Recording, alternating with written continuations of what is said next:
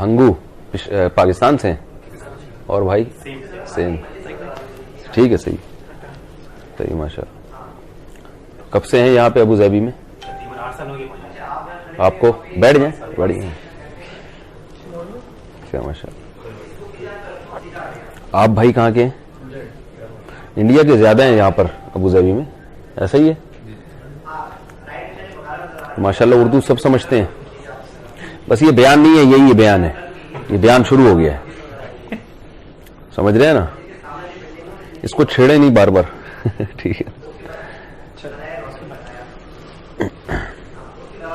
میں بیان کرنے کی عادت نہیں ہے مجھے, بس میں بات چیت کرتا ہوں, ٹھیک ہے نا, تو تکرار کی نیت سے کچھ بات کر لیں گے. الحمدللہ نحمدہ ونصلی علی رسولہ الکریم.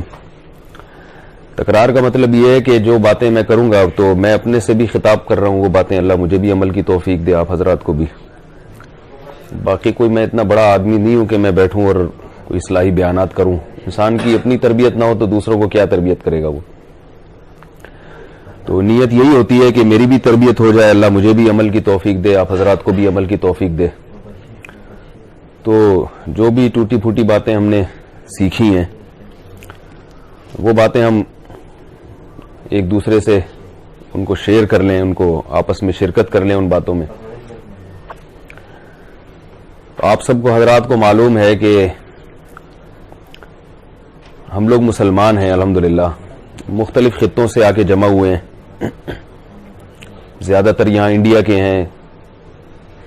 اکثر جب بھی بیرون ملک سفر ہوتا ہے تو اس میں بنگلہ دیش کے بھی لوگ بہت ہوتے ہیں, انڈیا کے بھی بہت ہوتے ہیں, نیپال سے بھی لوگ الحمدللہ بہت بڑی تعداد ہے لوگوں کی جو اردو جانتی ہے.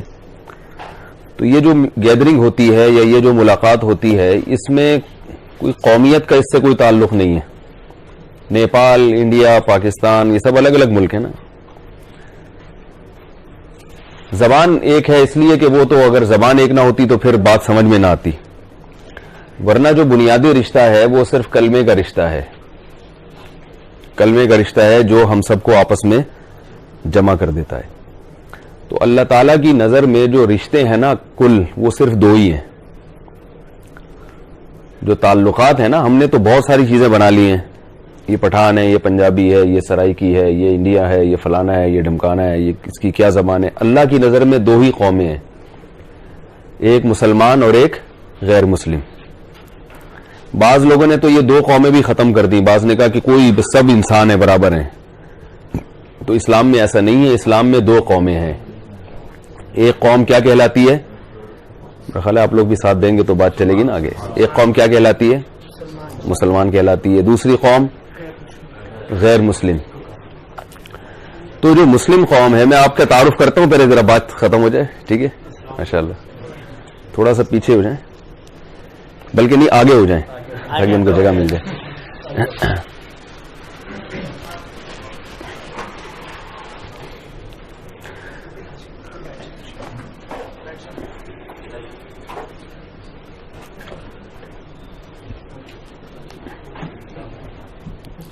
تو میں یہ کر رہا تھا کہ اللہ تعالیٰ کی نظر میں دو ہی قومیں ہیں, ایک ہے مسلم اور ایک ہے غیر مسلم. تو اللہ نے قرآن مجید میں انسان کی دو پیدائش کا ذکر کیا ہے. هل اتى على الانسان حين من الدهر لم يكن شيئا مذكورا. دیکھیں یہ ابو ظہبی ہے, دبئی ہے, یو اے ای ہے, یا جتنے بھی ہمارے بڑے بڑے کنٹریز ہیں, یہ ہمیشہ سے تو نہیں ہے نا. ایک وقت تھا زمین پہ کچھ بھی نہیں تھا, ایک آدم اور ایک حوا علیہ السلام اللہ نے پیدا کیے. اس کے بعد پھر وَبَثَّ مِنْهُمَا رِجَالًا كَثِيرًا وَنِسَاءً. اللہ فرماتے ہیں کہ میں نے آدم اور حوا سے بنایا اور پھر پوری زمین کو انسانوں سے بھر دیا میں نے. تو یہ اللہ تعالیٰ نے کیا کیوں؟ یعنی اللہ تعالیٰ ابو ظہبی بنانا چاہتے تھے, اس لیے اللہ نے کائنات کو بنایا. اللہ تعالیٰ یہ چاہتے تھے کہ پاکستان بن جائے, اللہ تعالیٰ یہ چاہتے تھے کہ انڈیا بن جائے. یہ تو ہماری ضرورت تھی, ہم نے ملک بنا لیے, ہم نے شہر بنا لیے. لیکن اللہ نے کیوں بنایا انسان کو, اور اللہ نے کیوں پیدا کیا؟ تو اللہ کے ہاں یہ جو سورہ دہر ہے نا, اس کی پہلی آیت ہے هل اتى على الانسان حين من الدهر. فرمایا انسان پر ایک طویل زمانہ ایسا گزر چکا ہے, لم یکن شیئا مذکورا, وہ کچھ بھی نہیں تھا. ہم مٹی تھے. فرمایا انا جعلنا الانسان من نطفۃ انا خلقنا الانسان من نطفۃ امشاج، ہم نے انسان کو ایک پانی کے قطرے سے بنایا اور پھر اللہ نے انسان کو ایسا ذہین بنا دیا فجعلناہ سمیعا بصیرا، وہ سنتا بھی ہے دیکھتا بھی ہے. سوچنے کے لیے اللہ نے انسان کو دماغ دیا، بہت ذہین ہے. تو اللہ نے ہماری اصلیت ذکر کی ہے کہ تم کچھ بھی نہیں تھے اور تمہیں میں نے بنایا. تو آپ کو معلوم ہے کہ جو بنانے والا ہے نا وہ بتا سکتا ہے کہ میں نے اس چیز کو کیوں بنایا. کیا خیال ہے؟ دیکھیں موبائل جب ایجاد ہوا تو کمپنی نے بتایا نا کہ یہ کس مقصد کے لیے. اب ایک آدمی موبائل سے پتھراؤ میں موبائل کو استعمال کر رہا ہے، کہیں پتھراؤ ہو رہا ہے اور اس کے لیے کیا استعمال کر رہا ہے وہ کہ بھئی یہ سر توڑنے کے کام آئے گا، تو بیوقوف ہوگا نا. سر پھوڑنے کے لیے پتھر بنایا گیا ہے، ٹھیک ہے نا، ہتھوڑے بنائے گئے ہیں، سر پھوڑنے کے لیے موبائل نہیں بنایا گیا. اب ایک آدمی کیا کرتا ہے، فٹ بال کو کاٹتا ہے درمیان سے، 2 حصوں میں تقسیم کر کے گھر میں مہمانوں کے سامنے اس میں پانی ڈال کے یا شربت ڈال کے پیش کر رہا ہے. تو فٹ بال بنانے والی کمپنی کیا کہے گی، بھائی یہ کھانا رکھنے کے لیے اور پانی کے لیے نہیں ہے، یہ کس کے لیے؟ کھیلنے کے لیے. اور اگر آپ گھر میں برتنوں کو وہ جو کھیلتے ہیں وہ فرسبی کے طور پر استعمال کرنا شروع کر دیں تو گھر والے ناراض ہو جائیں گے آپ سے کہ بھئی یہ اتنی محنت سے جہیز میں ڈنر سیٹ ملا تھا ہم کو، ٹھیک ہے نا، جہیز میں ڈنر سیٹ ملا تھا کھانے پینے کے لیے اور یہ ہمارے شوہر نے فرسبی کھیلنا شروع کر دی اس سے. تو بھائی دنیا میں جو بھی چیز ہوتی ہے اس کا کوئی مقصد ہوتا ہے نا کہ اس کو کیوں بنایا گیا. تو اللہ تعالیٰ نے بھی انسان کو بنایا ہے. دیکھیں جانور بھی کھاتے ہیں کماتے ہیں. اگر آپ یہ کہیں نا اللہ نے ہمیں اس لیے بنایا کہ ہم بھی کمائیں اور ہم بھی کھائیں اور ہم بھی بچے پیدا کریں اور پھر ہم بچوں کو کھلائیں اور پھر ہم مر جائیں، اس کے لیے ہماری ضرورت بولے نا بھائی نہیں. یہ کام گدھے پہلے سے، معذرت کے ساتھ ہم لوگ گدھے نہیں ہیں لیکن یہ کام گدھے بھی پہلے سے کر رہے تھے. گدھا بھی کھاتا ہے یا نہیں ہے اور چباتا بھی ہے، کیا خیال ہے؟ اور نسل بھی بڑھتی ہے اس کی اور محنت بھی کرتا ہے، بلکہ جتنی محنت گدھا کرتا ہے اتنی کوئی نہیں کرتا.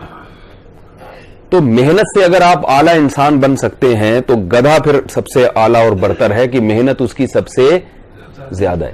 آپ یہ کہہ سکتے ہیں کہ گدھا جو ہے محنت تو کرتا ہے مگر اس کی محنت بھی تو گدھوں والی ہوتی ہے اور ہماری محنت کیا ہے؟ انسانوں والی، لہذا ہمیں اس لیے فضیلت ہے. تو یاد رکھیں گدھا گدھوں والی محنت اس لیے کرتا ہے کہ اس کے پاس سوچنے کے لیے دماغ نہیں ہے. اگر دماغ ہوتا تو وہ بھی ابو ظہبی میں بیٹھا ہوا ہوتا، وہ وہاں لیاری میں ہل نہیں چلا رہا ہوتا، وہ گدھا گاڑی نہیں چلا رہا ہوتا، ٹھیک ہے نا، اور بیل ہل نہیں چلا رہا ہوتا کھیتوں میں. لیکن جو مقصد ہے نا، مقصد وہ گدھے کا بھی وہی ہے جو ہماری زندگی کا مقصد بن چکا ہے. گدھے کا مقصد بھی کھانا پینا، نسل بڑھانا اور بالآخر مر جانا. تو ہماری زندگی کا جو مقصد ہے وہ بھی کیا بن چکا ہے؟ کھانا پینا، رہائش کے لیے اچھا انتظام کرنا اور نسل پیدا کرنا. پھر ہم پہلے یہ کام کرتے ہیں، پھر جب ہم بوڑھے ہو جاتے ہیں تو ہمارے بچے یہ کام کرتے ہیں، پھر ہم مر جاتے ہیں تو پھر بچے، یہی سلسلہ چلا آ رہا ہے. تو اس چیز میں انسان میں اور جانوروں میں کوئی فرق نہیں ہے.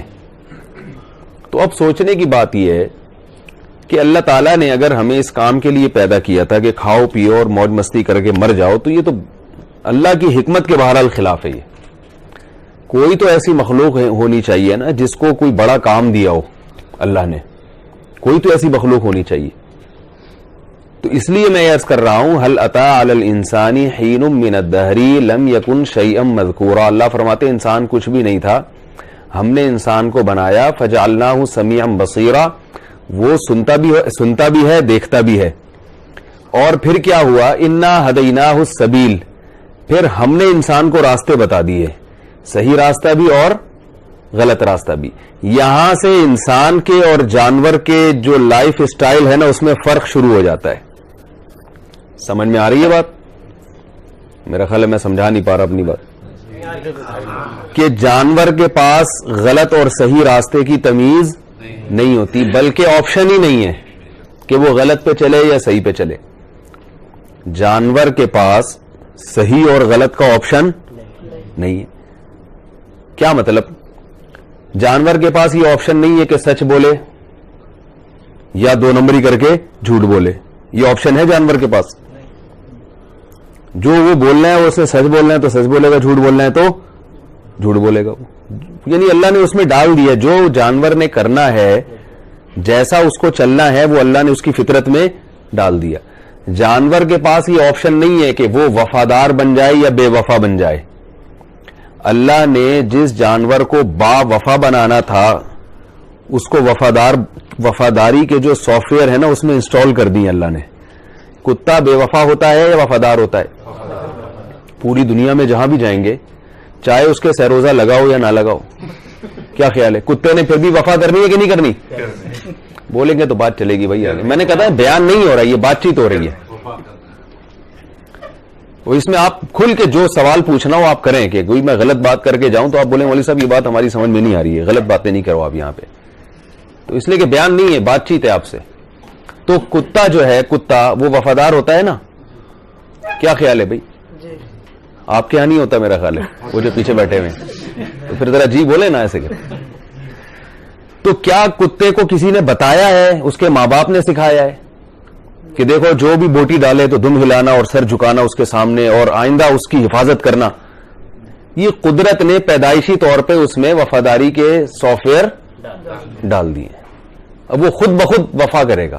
اور جو جانور بے وفا ہیں وہ ہمیشہ بے وفا ہی رہیں گے, حالانکہ ان کا اٹھنا بیٹھنا اور غلط قسم کے لوگوں میں نہیں ہوتا. طوطا چشمی مشہور ہے نا, طوطے کو کتنا کھلائیں کتنا پلائیں, لیکن جہاں اس کے پر نکلے اور پنجرے کا دروازہ کھلا وہ نہیں رہے گا, وہ اڑ کے بھاگ جائے گا. باز پل جائے گا, شاہین پل جائے گا, طوطا نہیں پلے گا, اڑ جائے گا. تو اب یہ جو طوطے کو بے وفائی ہے, کیا یہ غلط قسم کے لوگوں نے سکھائی ہے اس کو, یا اس کا غلط لوگوں میں اٹھنا بیٹھنا تھا, چور اچکوں کے ساتھ, گٹکے والوں کے ساتھ؟ ہے بھائی کوئی تھا ایسا سسٹم؟ بھائی اس کو اللہ نے جیسا بنا دیا وہ ویسا بن گیا. بلی کی طبیعت میں اللہ نے استغنا رکھا ہے. استغنا ایک اچھی صفت ہے کہ آج کھاؤ کل کی پرواہ نہ کرو, اللہ توکل. بلی کو آپ کھلا دیں, بوٹی کھائے گی, کھانا کھائے گی, اگلے وقت کے لیے نہیں بچائے گی. وہ کہے گی بھائی جس اللہ نے آج کھلایا وہ اللہ کل بھی کھلائے گا, حالانکہ اس کا بزرگوں سے کوئی تعلق نہیں ہوتا. ہمارے یہاں تو بہت عرصہ بزرگوں کے ساتھ رہو پھر توکل پیدا ہوتا ہے نا. کیا خیال ہے بھائی؟ بلی میں خود بخود یہ توکل ہے, آج کھائے گی اور کل کے لیے نہیں, جب دوبارہ بھوک لگے گی پھر اس کی تلاش میں نکلے گی. لیکن کوا اس کے بالکل برعکس. کوا اتنا چالاک ہے, وہ کھاتا بھی ہے اور بچاتا بھی ہے, چھپاتا ہے. ہم نے خود دیکھا ہے کووں کو. تبھی بعض لوگ کہتے ہیں کوا دائرہ اسلام سے خارج ہے. یہ ایک ہم نے بزرگ سے سنا, ان کا فتویٰ تھا. ہم نے کہا یہ تو زیادہ ہو گیا. لیکن کیا ہے کہ کوا جو ہے, کوا وہ اس برائی پر مجبور ہے. اگر وہ برا ہے اور بے وفا ہے, یا وہ چالاک ہے, ڈیڑھ ہوشیار ہے, تو اس چالاکی پر قدرت نے اس کو مجبور کر دیا ہے. تو یاد رکھیں جانور جو تھے نا, وہ تو جیسا اللہ نے ان کو بنانا تھا جانور خود بخود اسی راستے پہ چل رہے ہیں. احسن کل شیء خلقہ ثم ہدا, فرمایا ہم نے بہترین انداز سے ہر چیز کو بنایا, ثم ہدا, پھر ان کو ان کے متعین راستے پر چلا دیا.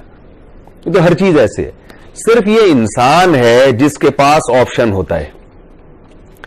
اما شاکرن, یا تو شکر گزار بن جاؤ, و اما کفورا, یا کیا بن جاؤ, انکار کرنے والے, ناشکرے. کفر کا مطلب انکار کرنا بھی ہے, ناشکری بھی ہے. ناشکری اس لیے کہ جب کسی نے آپ کو کوئی چیز دی, احسان کیا, آپ اس کا انکار کر دیں تو یہ ناشکری کی سب سے بڑی یعنی صورت ہے نا, کہ آپ اس کا انکار ہی کر دیں. تو ناشکری یا کفر, تو پتا چلا کہ اس کائنات میں اللہ نے جو اصل قومیں بنائی ہیں وہ صرف 2 ہی قومیں ہیں. ایک قوم وہ, تھوڑا آگے ہو جائیں آپ نا پیچھے, ایک قوم وہ ہے جو شکر گزار ہے اور ایک قوم وہ ہے جو شکر گزار نہیں ہے. جو شکر گزار قوم ہے اس کو مسلم کہا جاتا ہے, جو ناشکری ہے اس کو بولے بھائی غیر مسلم یا کافر کہا جاتا ہے. مسلم کا معنی فرما بردار, غیر مسلم کا معنی فرما بردار نہیں ہے. کافر بھی کہتے ہیں اس کو انکار کرنے والا یا ناشکری کرنے والا, اور مسلمان کو شکر گزار کہہ سکتے ہیں, شاکر کہہ سکتے ہیں, شکور کہہ سکتے ہیں. تو بڑا مسئلہ یہ ہے کہ ہمیں پہلے تو یہ اپنے بارے میں فیصلہ کرنا پڑے گا کہ ہم ہیں کیا, اس کیٹیگری والوں میں ہیں یا آج دنیا قومیت کے نام پہ تقسیم ہو گئی ہے. سمجھ رہے ہیں؟ تو جبکہ اللہ کے ہاں تقسیم کون سی ہے؟ مجھے ماننے والے, میری ماننے والے, دوسرے وہ جو مجھے نہیں مانتے اور میری نہیں مانتے, یہ دو تقسیمیں. تو پہلے یہ احساس ہونا چاہیے کہ ہم ہیں کیا. اگر ہم اس کیٹیگری میں ہیں تو بھائی پھر تو ہمیں عیش و عشرت والی زندگی گزارنی چاہیے. کیا خیال ہے؟ یہ جو ناشکری ہے نا, ناشکری اس کے درجات ہوتے ہیں, درجات. پہلے نمبر کی ناشکری یہ ہے کہ جس نے بنایا آپ اسی کا انکار کر دو. جیسے غیر مسلموں میں بہت سی ایسی قومیں ہیں جو اللہ کے وجود ہی کے منکر ہیں, بنانے والا سرے سے کوئی ہے ہی نہیں. ایک فری تھنکر بھی ایک فرقہ وجود میں آیا ہے. میں تو پہلے نہیں سمجھا, جی ملیشیا کا سفر ہوا تو وہاں پتہ چلا کہ ایسے لوگ بھی ہیں جو فری تھنکر ہیں. یعنی ایک تو ہوتا ہے نا ایتھیسٹ, ایتھیسٹ کا مطلب یہ ہوتا ہے کہ اللہ نہیں ہے. فری تھنکر کا مطلب ہوتا ہے کہ ہمیں اس سے بحث ہی نہیں ہے کہ اللہ ہے یا نہیں, ہر چیز سے فری ہوں میں. یعنی کوئی سرے سے نظریہ ہی نہیں ہے. جیسے کولیسٹرول فری ہوتا ہے نا کہ اس میں سب کچھ ہے, کولیسٹرول نہیں ہے. شوگر فری کا مطلب اس میں سرے سے شوگر ہے ہی نہیں. تو تھنکر فری کا مطلب کیا ہے؟ فری تھنکر کا مطلب یہ کہ سرے سے کوئی تھنک ہے ہی نہیں, سوچتا ہی نہیں ہوں میں. جی ہاں, یعنی کوئی نظریہ ہی نہیں ہے.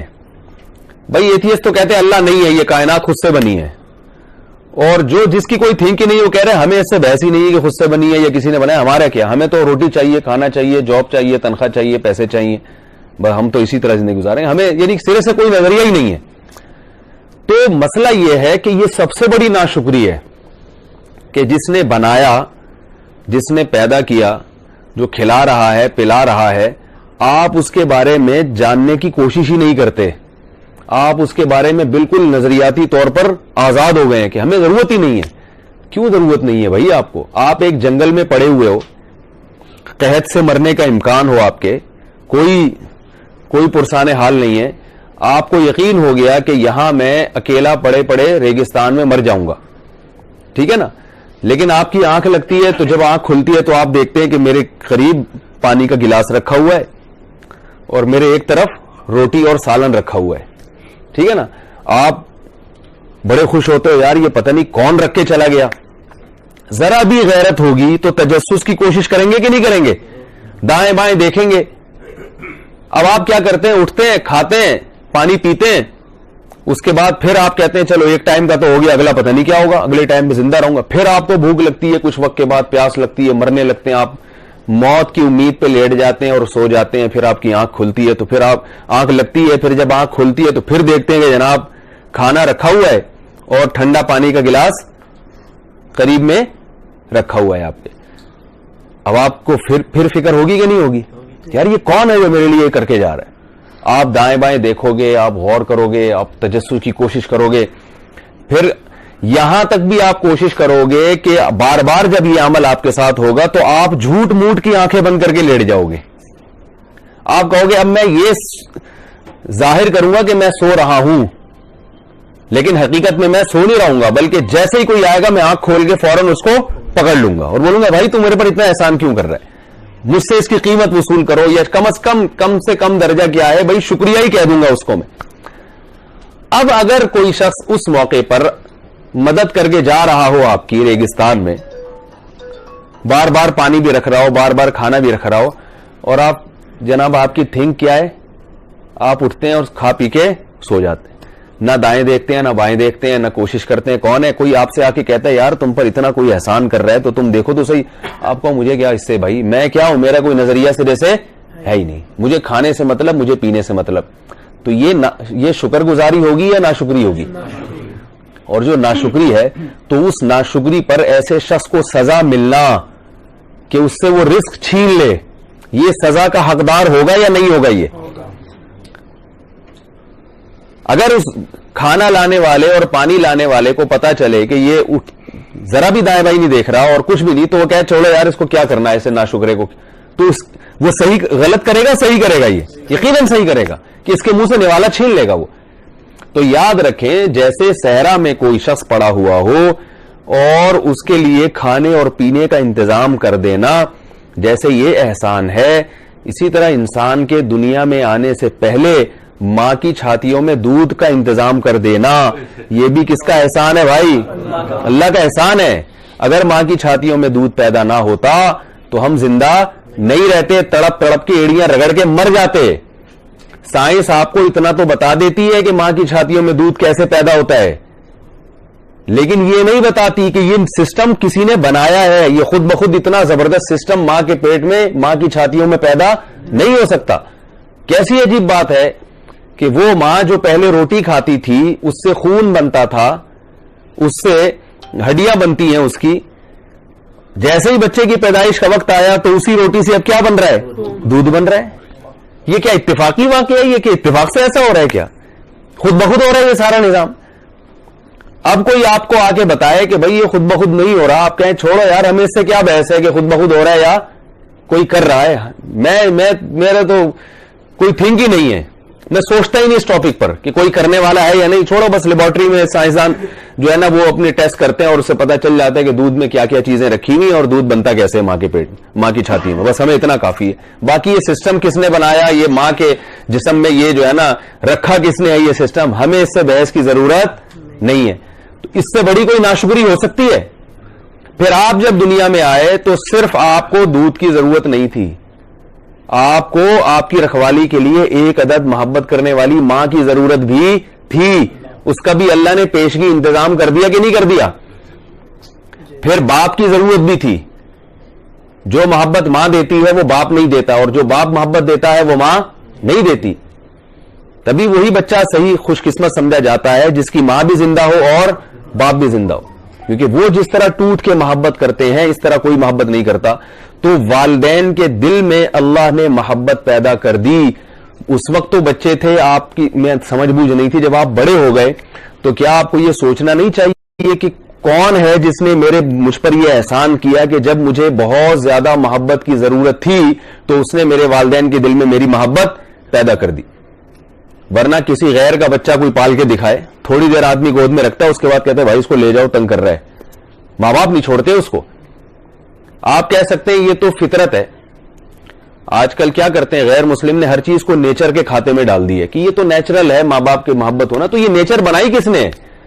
اگر یہ خود بخود ہوتا تو بہت سی مخلوق ایسی ہے جو بچے جنتی ہے مگر اپنے بچوں سے محبت نہیں کرتی. مرغی بھی انڈے دیتی ہے, اس سے چوزے نکلتے ہیں, کیسے پالتی ہے ان کو؟ مچھلی بھی انڈے دیتی ہے, اس سے مچھلیاں نکلتی ہیں, تو پالتی ہے وہ؟ کھا جاتی ہے. سانپ بھی انڈے دیتا ہے, اس کی مادہ انڈے دیتی ہے, اس سے جب سانپ نکلتے ہیں تو وہ کیا ماں کی ممتا ملتی ہے ان کو؟ کبھی دیکھا آپ نے سانپ نہیں اپنے بچوں کو پیار کر رہی ہو؟ میرے چھوٹے چھوٹے بچے ماشاءاللہ, میں نے اتنے لوگوں کو ڈسا, اب یہ بھی بڑے ہو کر بڑے بڑے لوگوں کو ڈسیں گے. وہ خود ہی ڈستی ہے, وہ سانپ ہے تو ہمارا تو کام ہے ڈسنا, پہلے اپنے بچوں کو کھائے گی وہ. تو انسان کو جو ماں باپ سے محبت ملتی ہے یہ خود بخود نہیں ہے. یہ محبت کے سافٹ ویئر کس نے انسٹال کیے ہیں؟ اللہ نے کیے ہیں.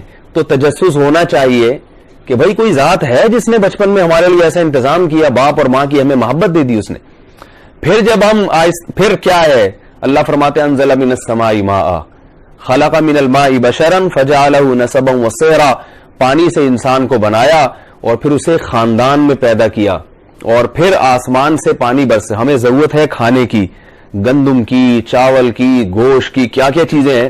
تو اللہ فرماتے ہیں کہ ہم نے کیا کیا, آسمان سے پانی برسایا اور وَلَقَدْ صَرَّفْنَاهُ بَيْنَهُمْ, اس پانی کو ہم نے ان کے درمیان پھیلا دیا. برستا پانی پہاڑوں پہ ہے. آپ جائیں گلگت کے پہاڑوں پر نا 7,000 فٹ کی بلندی پر ہیں, تو کیا ہوگا, پہاڑ کی چوٹی پہ سے پانی نکل رہا ہے. ایک صاحب کو میں بتا رہا تھا گلگت کے گاؤں کا واقعہ سنا رہا تھا, یار بڑا آبشاریں بہت ہیں وہاں. تو وہ مجھ سے حیران ہو کے پوچھتے ہیں کہ اتنا جب 7,000 فٹ کی بلندی پر ہے تو پانی وہاں چڑھتا کیسے ہے بھائی؟ انسان کے لیے 7,000 فٹ کی بلندی پہ چڑھنا آسان ہے کیا؟ بسیں کتنی دیر تک گھومتی رہتی ہیں.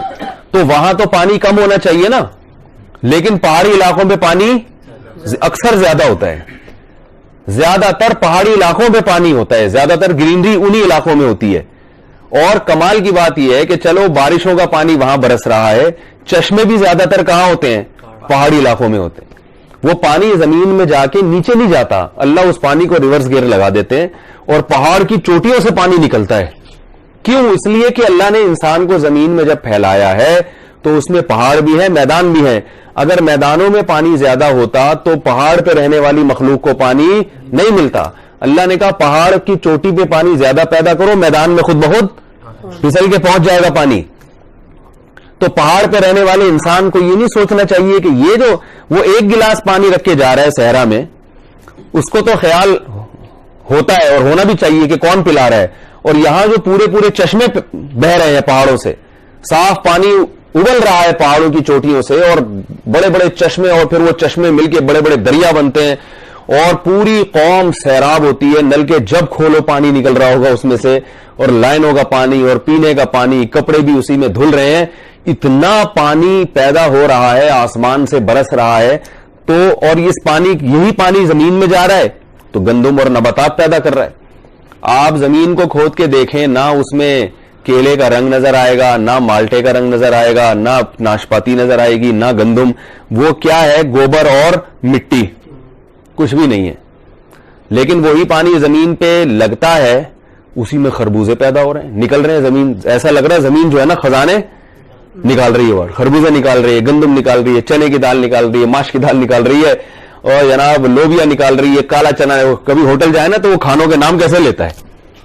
ہوٹل جائے نا آپ تو کراچی کا, تو پنجاب اور کراچی میں تو دیکھا ہوگا, انڈیا والوں کا مجھے پتا نہیں ہے. کبھی ہوٹل جائیں تو بھائی کیا ہے کھانے میں, تو پتہ نہیں کیا گردان پڑنا شروع کر دیتا ہے. وہ ایک پوری گردان پڑنا شروع کر دیتا ہے, انڈا گھوٹالا اور پتہ نہیں کیا کیا اس نے یاد کیا ہوا ہوتا ہے. وہ ساری چیزیں نکل کہاں سے رہی ہیں؟ مٹی اور گوبر سے. ٹماٹر بھی ہے مٹی گوبر سے نکل رہا ہے, اور ہر چیز, حتیٰ کہ جو گوشت ہم کھاتے ہیں, یہ گوشت جانور کہاں سے حاصل کرتے ہیں؟ گھاس پھوس کھاتے ہیں جس سے گوشت بنتا ہے, اور یہ گھاس کہاں سے نکلی ہے؟ زمین سے نکلی.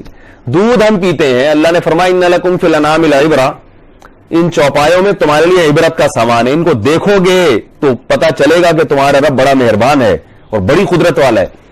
نسقیکم مما فی بطونہ, فرمایا اس کے پیٹ سے ہم تمہیں دودھ نکال کے پلاتے ہیں. اور وہ دودھ بنتا کس چیز سے ہے؟ من بین فرث ودم, سوکھا چارہ کھاتی ہے گائے, سوکھا چارہ. اگر اللہ جانور کی خوراک بادام اور پستے رکھتے, پھر اس سے دودھ نکلتا تو سمجھ میں آتا بھئی اس میں بھی چکنائی ہے, وہی چکنائی کنورٹ ہو کے دودھ میں آ جاتی ہے. کھاتی کیا ہے گائے اور بھینس؟ کھاتی کیا ہے؟ سوکھا چارہ. اسے آپ رگڑ کے دیکھیں, کسی سائنسدان کے پاس لے جائیں کہ یار اس کو رگڑو اور اس میں سے تیل کا ایک قطرہ نکال کے دکھا دو, وہ کہے گا اس کو رگڑ رگڑ کے میرا تیل نکل آئے گا, مگر اس میں سے تیل نہیں نکلے گا. یہ تو سوکھا ہے, خشک. وہ سوکھا چارہ جو کسی کام کا نہیں ہوتا, کچرے کے کام آتا ہے پھینکنے کے, وہ اللہ کھلاتے ہیں کس کو؟ گائے کو, بکری کو, بھیڑ کو, اور یہ بھینس کو. اور پھر اس سوکھے چارے سے کیسا چکنا گاڑا دودھ نکلتا ہے. اسی سے خون بھی بنتا ہے جو ایندھن کا کام دیتا ہے اور گائے کو زندہ رکھنے کے لیے, اسی سے چکنا اور گاڑا دودھ بھی نکلتا ہے. پھر اس دودھ کو آپ گرم کریں, کتنی موٹی ملائی, پھر اس دودھ میں سے گھی بھی. تو جو ظاہر پرست تھے انہوں نے اس گائے ہی کی پوجا کرنا شروع کر دی کہ یہ ہماری خدمت کر رہی ہے. ہندوؤں نے اس گائے کو خدا بنا لیا.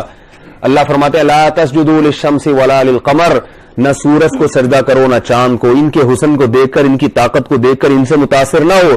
واسجدوا للہ الذی خلقہن, جس ذات نے ان جانوروں کو بنایا اور چاند اور سورج کو بنایا, یہ اس کا کمال ہے, یہ گائے کا کمال نہیں ہے جو آپ کو دودھ پلا رہی ہے.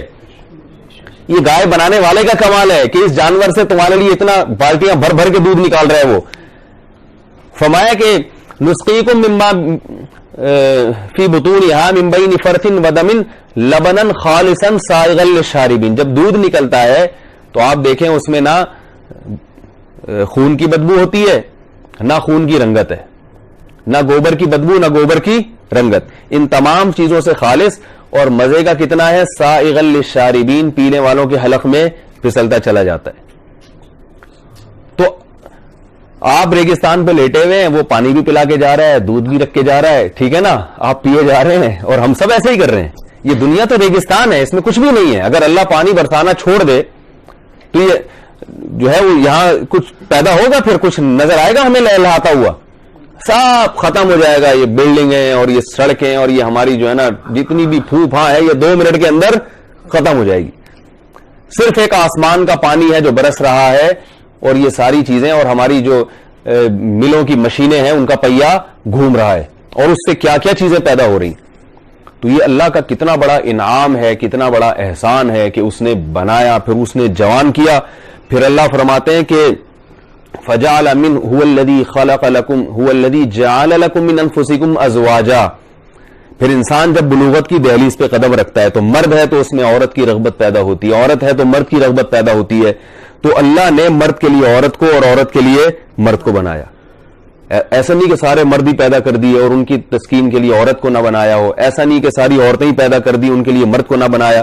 تو آپ کے اندر ایک خواہش پیدا ہوئی, اس کا اللہ نے ایک انتظام کیا کہ دنیا میں عورتیں بھی پیدا کر دی تاکہ آپ ان سے نکاح کر سکو. تو آپ کی ایک ضرورت تھی, وہ بھی کیا یہ خود بخود پوری ہو رہی ہے, یا کوئی ذات ہے جس نے ہماری ضرورتوں کا خیال کیا کہ بھئی ان کو یہ سسٹم ہونا چاہیے ان کا. اسی وجہ سے میں بار بار بیان میں کہتا ہوں کہ اللہ نے تو عورتوں کو اس لیے پیدا کیا تاکہ ہم کیا کریں ان سے, بولو نا, کوئی نہیں سننے والا, ڈرے نہیں, بالکل ڈرے نہیں. تو کوئی کیس نہیں بند, باتیں کرنے پہ کچھ نہیں ہوتا, باتیں کرنے پر گورنمنٹ کی طرف سے کوئی پابندی نہیں ہے. تو کس لیے بنایا اللہ نے, نکاح کریں ان سے. وہ الگ بات ہے, ہم نہیں کر رہے, ہم پاگل ہیں, ہم کہہ رہے ہیں نہیں ابھی نہیں, 30 سال کا ہو جاؤں گا, 35 سال کا ہو جاؤں گا. تو یہ تو ہم ظلم کر رہے ہیں نا اپنی ذات پر. لیکن اللہ نے تو پیدا بھی کیا اور اللہ نے نکاح کی ترغیب بھی دے دی. تو اللہ کا تو یہ نظام ہے, عورت کے لیے بھی مرد کے لیے بھی. تو اگر عقل ہوگی تو عقل سے ہم سوچیں گے کون ہے وہ ذات جس نے مجھے مرد بنا کر میرے دل میں عورت کی رغبت رکھی, اور پھر اللہ نے عورتوں کو پیدا بھی کیا اور میرے لیے نکاح کو آسان بھی کر دیا. تو جو شکر گزار ہوگا وہ اس پر سوچے گا کہ نہیں سوچے گا, اور جو ناشکرا ہوگا وہ کیا کہے گا, فری تھنک کیا ہے میری, کیا ضرورت ہے. ٹھیک ہے, اللہ نے پھر اس کا بھی فرمایا تمتعوا, کھاؤ پیو موج مستیاں کرو, زندگی گزارو, مزے اڑاؤ. فإن مصيركم إلى النار, فرمایا آنا کہاں ہے, جہنم کی آگ کی طرف. آنا کہاں ہے, یہ نعمتیں تم سے چھن جائیں گی. تو یار میں زیادہ لمبی بات نہیں کروں گا آپ کے سامنے. تو یہ بات خوب ہمیں اچھی طرح ذہن میں سوچ لینی چاہیے کہ ہم ماننے والے ہیں یا انکار کرنے والے ہیں. ہم یقیناً ماننے والے ہیں نا, ہم مانتے ہیں کہ بھئی یہ سارے کام اللہ کر رہا ہے. تو یاد رکھو انکار کی ایک صورت تو یہ ہے کہ کافروں کی طرح زبان سے انکار کر دیا جائے کہ میں اللہ کو نہیں مانتا, یا ایک انکار کی صورت یہ ہے کہ اللہ کو مانے انسان مگر اللہ کے ساتھ دوسروں کو شریک کر لے. جیسے ہندو بھگوان کو بھی مانتے ہیں کہ اللہ ہے ایک آسمان پہ جس کو وہ بھگوان کہتے ہیں, اور ساتھ ساتھ گائے کو بھی مانتے ہیں. تو اللہ کہتے ہیں گائے کو نکالو, ٹھیک ہے نا, گائے بھگوان نہیں ہے, اس کو نکالو. صرف ایک خدا ہے جس نے اس جانور کو بنایا, لہذا اسی کی عبادت ہوگی, اس جانور کی عبادت نہیں ہوگی. بعض قومیں کیا ہیں, وہ سورج کی بھی عبادت کرتی ہیں, کہتے ہیں سورج اتنی, دیکھو ہمیں اندھیرے کے ساتھ روشنی کی بھی ضرورت ہے نا, سورج نہ ہو تو بہت سارے کام نہ ہو, مر جائے انسان. سورج کی روشنی بہت ساری کام کر رہی ہے. تو جب لوگوں نے دیکھا کہ سورج اتنی خدمت کر رہا ہے تو انہوں نے سورج کو بھی سجدہ کرنا شروع کر دیا. اللہ نے کہا نہ یہ تو تمہارا غلام ہے, آپ کو حکومت, آپ کہیں آفیسر ہو اور حکومت کوئی سروینٹ دے دے آپ کو, وہ آپ کی خدمت کر رہا ہے, آپ بٹن دبا رہے ہیں وہ چائے لے کر آ رہا ہے, آپ جناب کپڑے دے رہے ہیں تو استری کر کے لا رہا ہے, آپ نے کہا تو میرا بڑا خدمت گزار ہے, آپ نے اسی کو سجدہ کرنا شروع کر دیا. تو پرلے درجے کی حماقت اور بیوقوفی ہے یا نہیں ہے؟ بھائی اس کو چاہیے تھا آپ کو سجدہ کرتے, آپ باس ہیں اس کے, وہ آپ کا غلام ہے. تو سورج ہمارا غلام ہے, ہماری خدمت کر رہا ہے, چاند ہماری خدمت کر رہا ہے, گائے ہماری, یہ گائے اس لیے کہہ رہا ہوں کہ ہندو عبادت کرتے ہیں نا, گائے ہماری خدمت کر رہی ہے, تو یہ سرونٹ ہیں, اور ہم نے کیا کیا, انہی کے سامنے سر جھکانا شروع کر دیا. تو اللہ کو غصہ آئے گا کہ تم بڑے تھے وہ چھوٹے, تم اشرف المخلوقات تھے. تبھی اللہ نے کیا فرمایا کہ جس نے شرک کیا فکأنما خر من السماء الى الارض, وہ آسمان کی بلندیوں سے زمین کی پستیوں میں چلا گیا. اونچا مقام اللہ نے دیا تھا, وہ بہت ہی ذلیل ہو گیا. اور دوسرا جرم کیا ہے شرک میں, کہ اللہ کو بڑی غیرت آتی ہے کہ جس نے دی یہ نعمتیں اس کو چھوڑ کر کسی دوسرے کے در پہ کیوں جا رہے ہو. اب دیکھو وہ ریگستان والی مثال دیکھ لو کہ جو آدمی آپ کی خدمت کر رہا ہے, آپ کو مرنے سے بچا رہا ہے, کھانا لا کے رکھ رہا ہے, پانی لا کے رکھ رہا ہے, آپ نے پہچان بھی لیا کہ بھائی یہ بندہ ہے جو آتا ہے میری خدمت کرتا ہے, شکریہ آپ کس کا ادا کر رہے ہیں؟ کسی اور کا ادا کر رہے ہیں. اس کو غصہ آئے گا کہ نہیں آئے گا؟ ہے گا بھائی ساری خدمت تو میں نے کی اور شکریہ کسی اور کا ادا کیا جا رہا ہے. تو اللہ اپنے ساتھ غیر کی شرکت برداشت نہیں کرتے. تو اعلیٰ درجے کا کفر یہ ہے کہ اللہ کا انکار کیا جائے یا اللہ کو مانا جائے مگر اللہ کے ساتھ دوسروں کو بھی اس میں شریک کر لیں, چاہے وہ دوسرا کوئی پیغمبر ہی کیوں نہ ہو. شرک جیسے کسی بتوں کو اللہ کے ساتھ شریک کرنا حرام ہے, ایسے ہی پیغمبروں کو بھی اللہ کے ساتھ شریک کرنا حرام ہے. ہمارا یہ نظریہ ہے کہ ساری کائنات تنے تنہا اللہ نے بنائی, سر جھکانے کے لائق تنے تنہا صرف اور صرف اللہ کی ذات, ہماری حاجت روائی مشکل کشائی کرنے کے لائق صرف اور صرف اللہ کی ذات ہے. اس میں کوئی پیغمبر بھی اللہ کے ساتھ شریک نہیں ہے.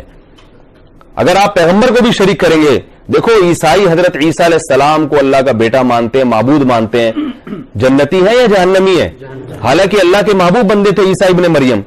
تو اللہ کہتے ہیں کیوں؟ جب انہوں نے نہیں کیا, انہوں نے تمہیں بنایا نہیں ہے, رزق دینے والے وہ نہیں ہے, عیسیٰ ابن مریم نہیں ہے. عیسیٰ ابن مریم کی جو حیثیت ہے وہ تو میرا تعارف ہے کہ عیسیٰ ابن مریم نے تمہارے سامنے میرا تعارف کروایا, اصل تو میں ہوں.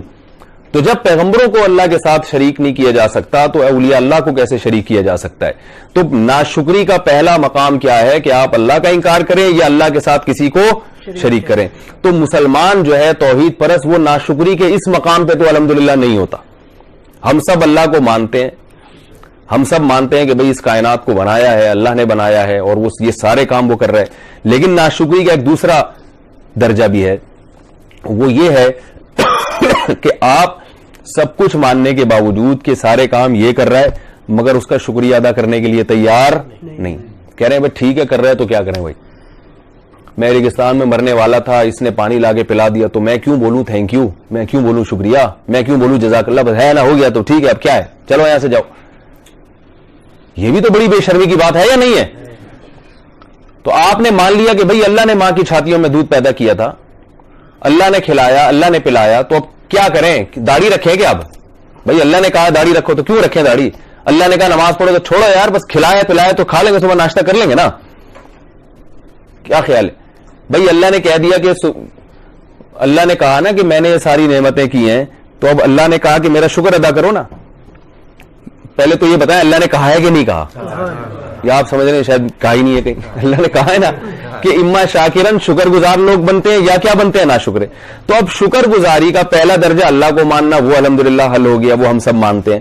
دوسرا درجہ کیا ہے کہ اللہ کہتے ہیں کہ شکر گزار وہ ہیں جو میری مان کے چلیں گے.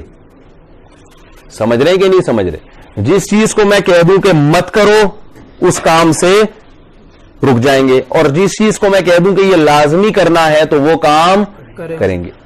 دیکھو والدین نے پالا پوسا, آپ کو جوان کیا, اب والدین کہتے ہیں بیٹا ذرا پانی پلا دو, آپ کہتے ہیں ابا آپ بہت اچھے ہیں, آپ کی مجھ پر بہت سارے احسانات ہیں, آپ نے بچپن میں مجھے پالا پوسا اور آپ کی وجہ سے مجھے قوم ملی, مجھے نام ملا, اور آپ کی وجہ سے مجھے بڑے فائدے حاصل ہوئے, میں آپ کا بڑا تہ دل سے شکر گزار ہوں.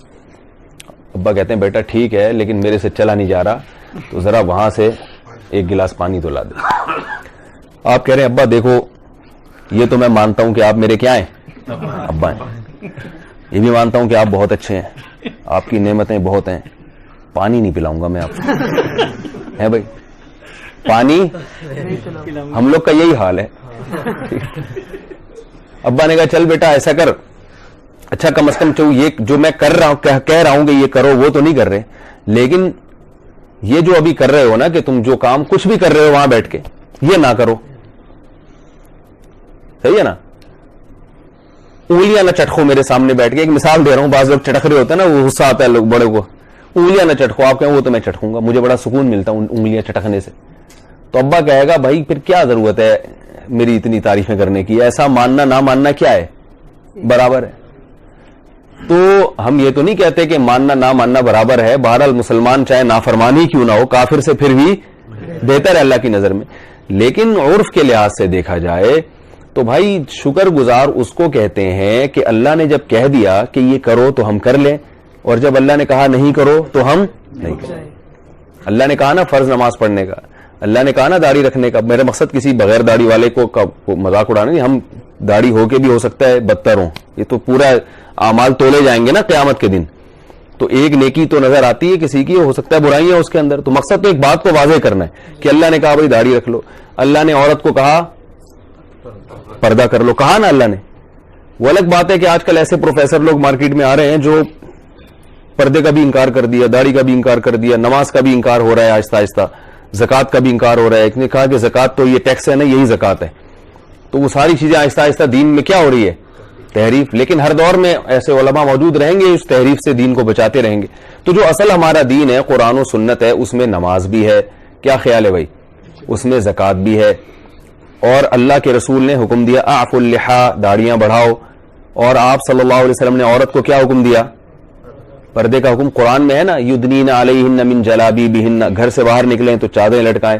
پھر اللہ نے عورت کو یہ حکم دیا کہ اپنے قریبی رشتہ داروں سے جو نامحرم ہیں ان سے بھی پردہ کرے. ہمارے معاشرے میں یہ چیز بھی ختم ہو گئی. اللہ نے کہا کہ عورت اپنی زینت اپنے باپ کے سامنے ظاہر کر سکتی ہے, اپنے بھائی کے سامنے, بھتیجے بھانجے کے سامنے, سسر کے سامنے ظاہر کر سکتی ہے. اس کے علاوہ جتنے بھی ہیں دیور کے سامنے زینت ظاہر بولے نا بھائی نہیں کر سکتے.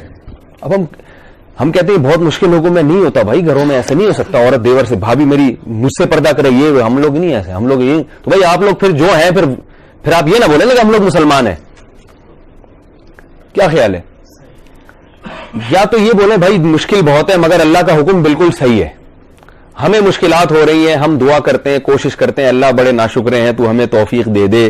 اور آہستہ آہستہ پھر جیسے کوئی بیمار ہوتا ہے, اسے پتا ہے کہ بھئی یہ سگریٹ اگر میں نے نہیں چھوڑی تو مر جاؤں گا, تو ڈاکٹر کے پاس آ کے کہتا ہے نا ڈاکٹر صاحب غلط کر رہا ہوں, مجھے پتا ہے 2-4 مہینے میں سگریٹ کی وجہ سے مر جاؤں گا, لیکن کوئی طریقہ بتاؤ, چھڑوا دو یہ مجھ سے, میں تو چاہتا ہوں چھوڑنا. تو یوں کریں گے نا, یا یوں کہیں گے یار یہ کہ مر گئے تو مر گئے, کیا ہوا.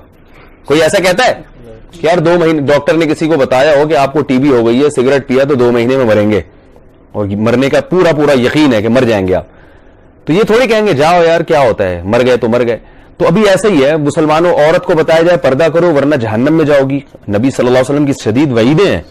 جو عورتیں ادھورا لباس پہنتی ہیں, جو عورتیں چست کپڑے پہنتی ہیں اور مردوں کو اپنی طرف مائل کرتی ہیں, آپ نے فرمایا لا یجدن ریح الجنہ وان ریحها لا یوجد من مسیرۃ کذا وکذا, جنت کی خوشبو بھی نہیں پائیں گی. تو جنت میں نہیں جائیں گی تو کیا مطلب, کہاں جائیں گی پھر, کیونکہ اور تو کوئی ڈپارٹمنٹ نہیں ہے وہاں پہ, صحیح ہے نا. یا جنت ہے یا کیا ہے, آراف ہوگا, وہ بھی تھوڑے وقت کے لیے ہوگا, اس کے بعد یا تو وہ بھی جنت اور دوسرا کیا ہے جہنم. تو ایسا نہیں ہو سکتا کہ نہ ادھر کے نہ ادھر کے. تو کتنی بڑی وعید ہے. اللہ کہہ رہے جب میں کھلا رہا ہوں, میں پلا رہا ہوں, تو میں عورت کو حکم دیتا ہوں کہ اس کی زینت اس کے شوہر کے لیے, اس کے علاوہ کسی اور کے لیے نہیں ہے, پردہ کرے. وہ خواتین کہتی ہم سے نہیں ہوتا, بہت مشکل ہے, معاشرے میں سروائیو کرنا بڑا مشکل ہے. مرد کو اللہ نے کہا اپنے نبی کی زبان سے عشر من خصال الانبیاء کما قال صلی اللہ علیہ وسلم, 10 چیزیں پیغمبروں کی فطرت ہیں, پیغمبروں کے ذریعے اللہ نے حکم دیا. ان میں ناخن کاٹنا, ان میں داڑھی بڑھانا, ان میں جو ہے دانتوں کو صاف رکھنا. اب ناخن خواتین کیا کر رہی ہیں, بڑھا رہی ہیں. بولو بھائی کاٹو ان کو ناخن کو, نہیں بھائی فیشن نہیں ہے, ٹھیک ہے رکھ لیں ناخن آپ. اللہ نے کیا فرمایا تمتعوا, مزے اڑاؤ. نتیجہ کیا نکلے گا, فإن مصيركم إلى النار, ہوگا کچھ بھی نہیں. جیسے ٹی بی کے مریض کو ڈاکٹر نے کہا کہ وہ چھوڑ دو, آپ سگریٹ چھوڑ دو, تو کہے گا نہیں میں تو نہیں چھوڑوں گا. کوئی بات نہیں, ڈاکٹر کیا کہے گا, بھائی نہیں چھوڑو, ہوگا کیا, مر جائیں گے نا, مر جاؤ گے. تو موت سے یاد رکھو, موت بہت ہلکی چیز ہے, جہنم کی آگ موت سے بہت سخت ہے. اللہ نے پیدا کر کے چھوڑ نہیں دیا ہے. یہ غلط فہمی ہے کہ اللہ یہ ساری چیزیں کھلا رہا ہے اور کہہ رہا ہے کہ تم جو مرضی کرو. ایسا نہیں ہوتا. اللہ نے آزمائش کے لیے پیدا کیا ہے, اللہ نے پیدا کیا, پھر اللہ پوچھے گا کہ میری شکر گزاری کی یا نہیں کی. ہاں یہ الگ بات ہے, اللہ نے اس شکر گزاری کو بہت مشکل نہیں بنایا اور فرمایا کہ یہ تمہاری فطرت ہے جس پہ چلنے کا میں تمہیں حکم دے رہا ہوں, مشکل نہیں ہے. وہ یہاں لوگ کہتے ہیں نا معافی مشکل, معافی مشکل, یہ الگ سنا ہوگا نا, معافی مشکل, معافی مشکل. تو کوئی مشکل نہیں ہے. اگر اللہ مشکل حکام دیتا تو پھر اس قسم کے حکام, پھر عورت کو حکم ہوتا پردہ کرنے کی اجازت نہیں ہے. یہ مشکل حکم تھا کیونکہ عورت کی فطرت ہے کہ وہ مردوں کی نگاہیں اور سب مرد اس سے جو ہے نا وہ حرام تلذذ حاصل کریں. یہ بہت بوجھ ہوتی ہے یہ چیز عورت کی طبیعت پہ, یہ فطرت کے خلاف ہے. اگر حکم دیا جاتا کہ ماں باپ کو اولڈ ہاؤس میں جمع کرا دو بڑھاپے میں، یہ مشکل حکم تھا. کیا خیال ہے؟ کہتے یار کیسے ان ماں باپ نے ہم کو پالا ہے کھلایا، ہم کیسے اس کو اولڈ ہاؤس میں جمع کرائیں؟ بھائی جا کے حکم کیا دیا؟ اولڈ ہاؤس میں جمع مت کراؤ. یہ تو عین ہماری فطرت کے مطابق حکم ہے. اللہ کہہ دیتا کہ تم بھی چائنیز کی طرح کتے اور بلی کھاؤ، معاذ اللہ. بقرعید میں کیا ذبح کیا کرو؟ بلے کھایا کرو جیسے چائنیز کھاتے ہیں. یہ مشکل ہوتا؟ آسان حکم ہوتا مشکل ہوتا؟ بہت مشکل. یار کیا کھلائے جا رہے ہیں ہم کو. وہ تو بےچارے کھا کھا کے عادی ہو گئے اس لیے ان کو مشکل نہیں لگ رہا، ورنہ پہلی دفعہ میں یہ چیزیں نہیں کھائی جا سکتی. اللہ نے کیا فرمایا؟ کلوا من الطیبات، حلال اور پاکیزہ چیزیں کھاؤ، صاف ستھری حلال چیزیں کھاؤ. تو فطرت ہے. ہاں مشکلات کیوں پیش آتی ہیں کہ کلچر تبدیل ہو گیا، ماحول تبدیل ہو گیا. جو آسان چیزیں تھیں اس کو ماحول معاشرے نے مشکل بنا دیا، جو مشکل چیزیں تھیں ان کو آسان. اللہ کہتے ہیں نکاح کے موقع نکاح سادگی سے نہ کرو. اگر اللہ یہ کہتے کہ نکاح سادگی سے نہ کرو، دھوم دھڑکا خوب ہونا چاہیے، 15-20 لاکھ روپے خرچ ہونے چاہیے، پٹاخے بھی ہونے چاہیے اور گولیاں بھی ہونی چاہیے اور بارات بھی ہونی چاہیے ٹھیک ٹھاک، اور جہیز 15 لاکھ کا کم از کم جہیز ہونا چاہیے، تو یہ آسان حکم ہوتا ہے یا مشکل ہوتا؟ تو یار یہ تو بڑا مصیبت میں پھنس گیا، پیسے ہیں نہیں. اور اللہ نے کیا کہا؟ آسان کرو. بارات کا کوئی تصور نہیں ہے. لڑکی والوں پر تو بوجھ ڈالو ہی نہیں. ایک دھیلا لڑکی والوں سے. یہ دیکھا ہوگا آپ نے یہاں پہ عرب ملکوں میں، یہاں لڑکی والوں کا 1 روپیہ بھی خرچ نہیں ہوتا. یہ عین اسلام ہے. لڑکے کا خرچ ہوتا ہے کیونکہ لڑکا کماتا ہے، اس پہ خرچ کرنا اس کے لیے آسان ہے. تو اللہ نے ہمیں حکم دے دیے آسان. ماحول چونکہ الٹا چل رہا ہے تو وہ حکم کیا بن گئے؟ مشکل بن گیا. سمجھ رہے بات کو کہ نہیں سمجھ رہے؟ تو اب ماحول کی وجہ سے جو مشکلات ہیں تو اس میں ماحول کے ساتھ کمپرومائز نہیں کرنا ہے کہ جو ماحول کہہ رہا ہے وہ کرو. پھر تو چائنا میں جا کے ہمیں کیا کھانے چاہیے؟ بھائی جو مرضی جیسا مرضی ماحول ہو وہاں کا، یہ تھوڑی کھا سکتے ہم. تو اسی طرح بھائی جیسا مرضی ماحول ہو، ہم داڑھی بولے نا بھائی نہیں کاٹ سکتے. ساری دنیا داڑھی کاٹ لے، بھائی نہیں کاٹ سکتے، یہ تو غلط ہے. جیسا مرضی ماحول ہو، ساری عورتیں بے پردہ ہو جائیں، جو اللہ کو ماننے والی عورت ہے وہ اپنا پردہ ختم نہیں کر سکتی. ساری دنیا بے نمازی ہو جائے، بھائی اللہ کی عبادت کیسے چھوڑ دیں یار؟ اتنی بھی عبادت نہ ہو. ہندو چلا جاتا ہے مندر میں کبھی کبھار، عیسائی چلے جاتے ہیں، ہم مسجد جانا چھوڑ دیں؟ ایسا کیسے ہو سکتا ہے بھائی؟ تو جب انسان کی فطرت صحیح ہو جاتی ہے تو پھر اس کو اسلام صحیح لگنے لگتا ہے. وہ کہتا ہے اسلام کے خلاف نہیں چل سکتا کچھ بھی ہو جائے. رسول اللہ صلی اللہ علیہ وسلم نے فرمایا ذاق طعم الایمان من رضی باللہ ربا وبالاسلام دینا وبمحمد صلی اللہ علیہ وسلم نبیا. وہ شخص اسلام کی مٹھاس کو چکھ لے گا، اس کو اسلام کا مزہ آ جائے گا. مزہ مشکل چیز کا آتا ہے یا مزیدار چیز کا آتا ہے؟ تو اسلام بڑا مزیدار ہے، تبھی تو نبی فرما رہے وہ. لیکن ہر ایک کو یہ لذت محسوس نہیں ہوتی، ہر ایک کو نہیں محسوس ہوتی. جو کہتے ہیں ماحول، لوگ کیا کہیں گے، ماحول کیا کہے گا، ملا بن گیا اور جناب یہ نمازی بن گیا، فجر بھی پڑھنے جا رہا ہے، ایسا بیوقوف آدمی ہے. لوگ تو یہ کہتے ہیں چلو جمعہ پڑھ لیا یار ہم بھی پڑھ لیتے ہیں. یار تم فجر میں بھی جا رہے ہو یار، یہ کوئی بات ہے بھائی؟ لوگ اس کو بیوقوف سمجھتے ہیں، پورا ہی مولوی بن گیا. تو ایک عالم کے پاس کسی نے اپنی خاتون نے اپنے بچے کو داخل کرایا کہ یہ بہت شرارتی ہے، تھوڑا سا یہ صحیح انسان بن جائے. تو وہ زیادہ ہی صحیح بن گیا. وہ کیا بن گیا؟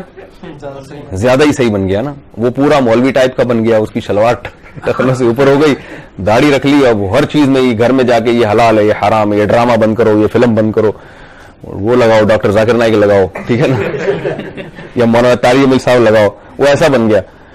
تو اس کی ماں آئی وہ مدرسے میں، یہ سچا واقعہ ہے، اور وہ مولوی صاحب سے کہنے لگی میں نے اس کو اچھا انسان بنانے کے لیے بھیجا تھا، آپ نے مولوی بنا دیا پورا اس کو. تو مجھے ایسے موقع پہ وہ لطیفہ یاد آتا ہے، میں بہت سنا چکا ہوں. وہ جون پور کا قاضی، وہ ایک دیہاتی تھا، وہ کہیں گیا، پرانے زمانے کا ایسے ہی بنایا ہوا قصہ ہے. تو ایک دیہاتی کہیں گیا جون پور نہیں، کہیں قاری صاحب کے پاس گیا. تو قاری صاحب کسی بچے کو ڈانٹ رہے تھے کہ کم بخت تو گدھا تھا میں نے تجھے انسان بنایا، تو گدھا تھا میں نے تجھے انسان بنایا، یعنی شرارتی تھا. تو دیہاتی کہنے لگا یار گدھے کو بھی یہ لوگ انسان بناتے ہیں. تو بڑا زبردست حساب کتاب ہو گیا، گدھے کو کیا بنا دیا انہوں نے. تو وہ دیہاتی قاری صاحب کے پاس آیا، کہنے لگا میرے پاس بھی ایک گدھا ہے، اگر آپ اس کو بھی انسان بنا دیں تو کیسا رہے گا. تو قاری صاحب کو شرارت سوجی، انہوں نے کہا یہ بیچارہ سیدھا آدمی ہے، تھوڑا سا اس سے کھیل تماشا کرتے ہیں. انہوں نے کہا لے آؤ بنا دیں گے. تو وہ گدھا اپنا لے آیا. اس نے کہا میرے پاس چھوڑ دو، 3 دن کے لیے اس پہ مسالہ وسالہ لگا کے رکھنا پڑے گا انسان والا. ٹھیک ہے نا, تو جب مسالہ لگاؤں گا تو 2-3 دن میں انشاءاللہ یہ کیا بن جائے گا, انسان بن جائے گا. اب وہ دیہاتی 3 دن کے بعد آیا, جی میرا گدھا. قاری صاحب کہاں, وہ تو گدھا ہی ہوتا ہے. قاری صاحب کو شرارت سوجی, انہوں نے کہا اصل میں مسالہ کچھ زیادہ لگ گیا اس پہ, انسانوں والا مسالہ, تو وہ نارمل انسان نہیں ہے بنا, اعلیٰ درجے کا انسان بن گیا, لہذا وہ جون پور کا جج بن گیا وہ. اب میں کیا کروں, وہ تو وہاں جا کے قاضی کی کرسی پہ بیٹھ گیا ہے اور کیا بن گیا ہے, جج بن گیا.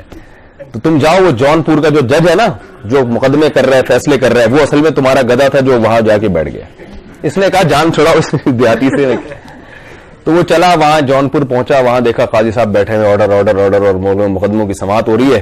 اس نے قاضی صاحب کو بلایا, پہلے تو وہ قاضی غصے ہو گیا, کیا کر رہا ہے. پھر یہ دیکھا نہیں آ رہے تو پھر گھاس لے کر آیا, ایسے ایسے خوش کر کے قاضی صاحب کو گھاس دکھا رہا ہے نا. قاضی کو غصہ آیا تو ڈانٹنے لگا. تو یہ دیہاتی کہتا ہے زیادہ شور نہیں کر, وہ تو تجھے مسالہ زیادہ لگ گیا ہے, تو گدھا ہی نا. تو جیسے گدھے کو زیادہ مسالہ لگ جائے نا تو وہ کچھ زیادہ ہی آگے نکل جاتا ہے. تو لوگ کہتے ہیں ہمارے بچوں پہ اتنا مسالہ لگاؤ کہ سادہ سے بس ہمارے فرما بردار بن جائیں, زیادہ نیک مسلمان نہ بنے, زیادہ نیک مسلمان نہ بنے کہ ہم ہی کو سمجھانا شروع کر دیں. تو اور اللہ کیا کہتے ہیں, ادخلوا فی السلم کافۃ, پورے کے پورے اسلام میں داخل ہو جاؤ. تو بس میں اپنی بات ختم کرتا ہوں کہ بھائی دیکھو, گناہوں سے بچنا پڑے گا, گناہوں کو چھوڑنا پڑے گا. پورے اسلام میں داخل ہوں گے تو شکر گزار بنیں گے. باقی فخر نہیں ہے کہ کسی کوئی زیادہ اس کا گیٹ اپ اسلام والا ہے تو وہ سمجھے کہ میں زیادہ نیک ہوں. وہ تو اندر کے اعمال بھی ہوتے ہیں, باہر کے اعمال بھی ہوتے ہیں, ساری چیزیں. اور ایک آخری بات, بہت اہم بات, کہ دیکھو گناہوں میں کردار کا درست ہونا, یعنی کردار کا خراب ہونا, یہ بہت بڑا گناہ ہے. زبان انسان کی صاف ہونی چاہیے, اور مالی لین دین کیا ہونا چاہیے.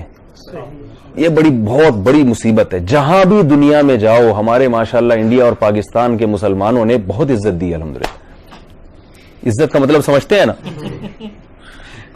یعنی اس کی وجہ سے ہماری پوری دنیا میں الحمدللہ انڈین اور پاکستانیوں کی وجہ سے بہت عزت ہے.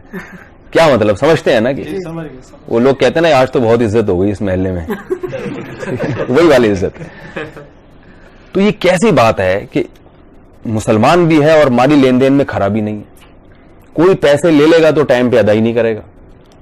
صحابہ کی تو یہ سیرت نہیں تھی, رسول اللہ صلی اللہ علیہ وسلم کی تو یہ سیرت نہیں تھی.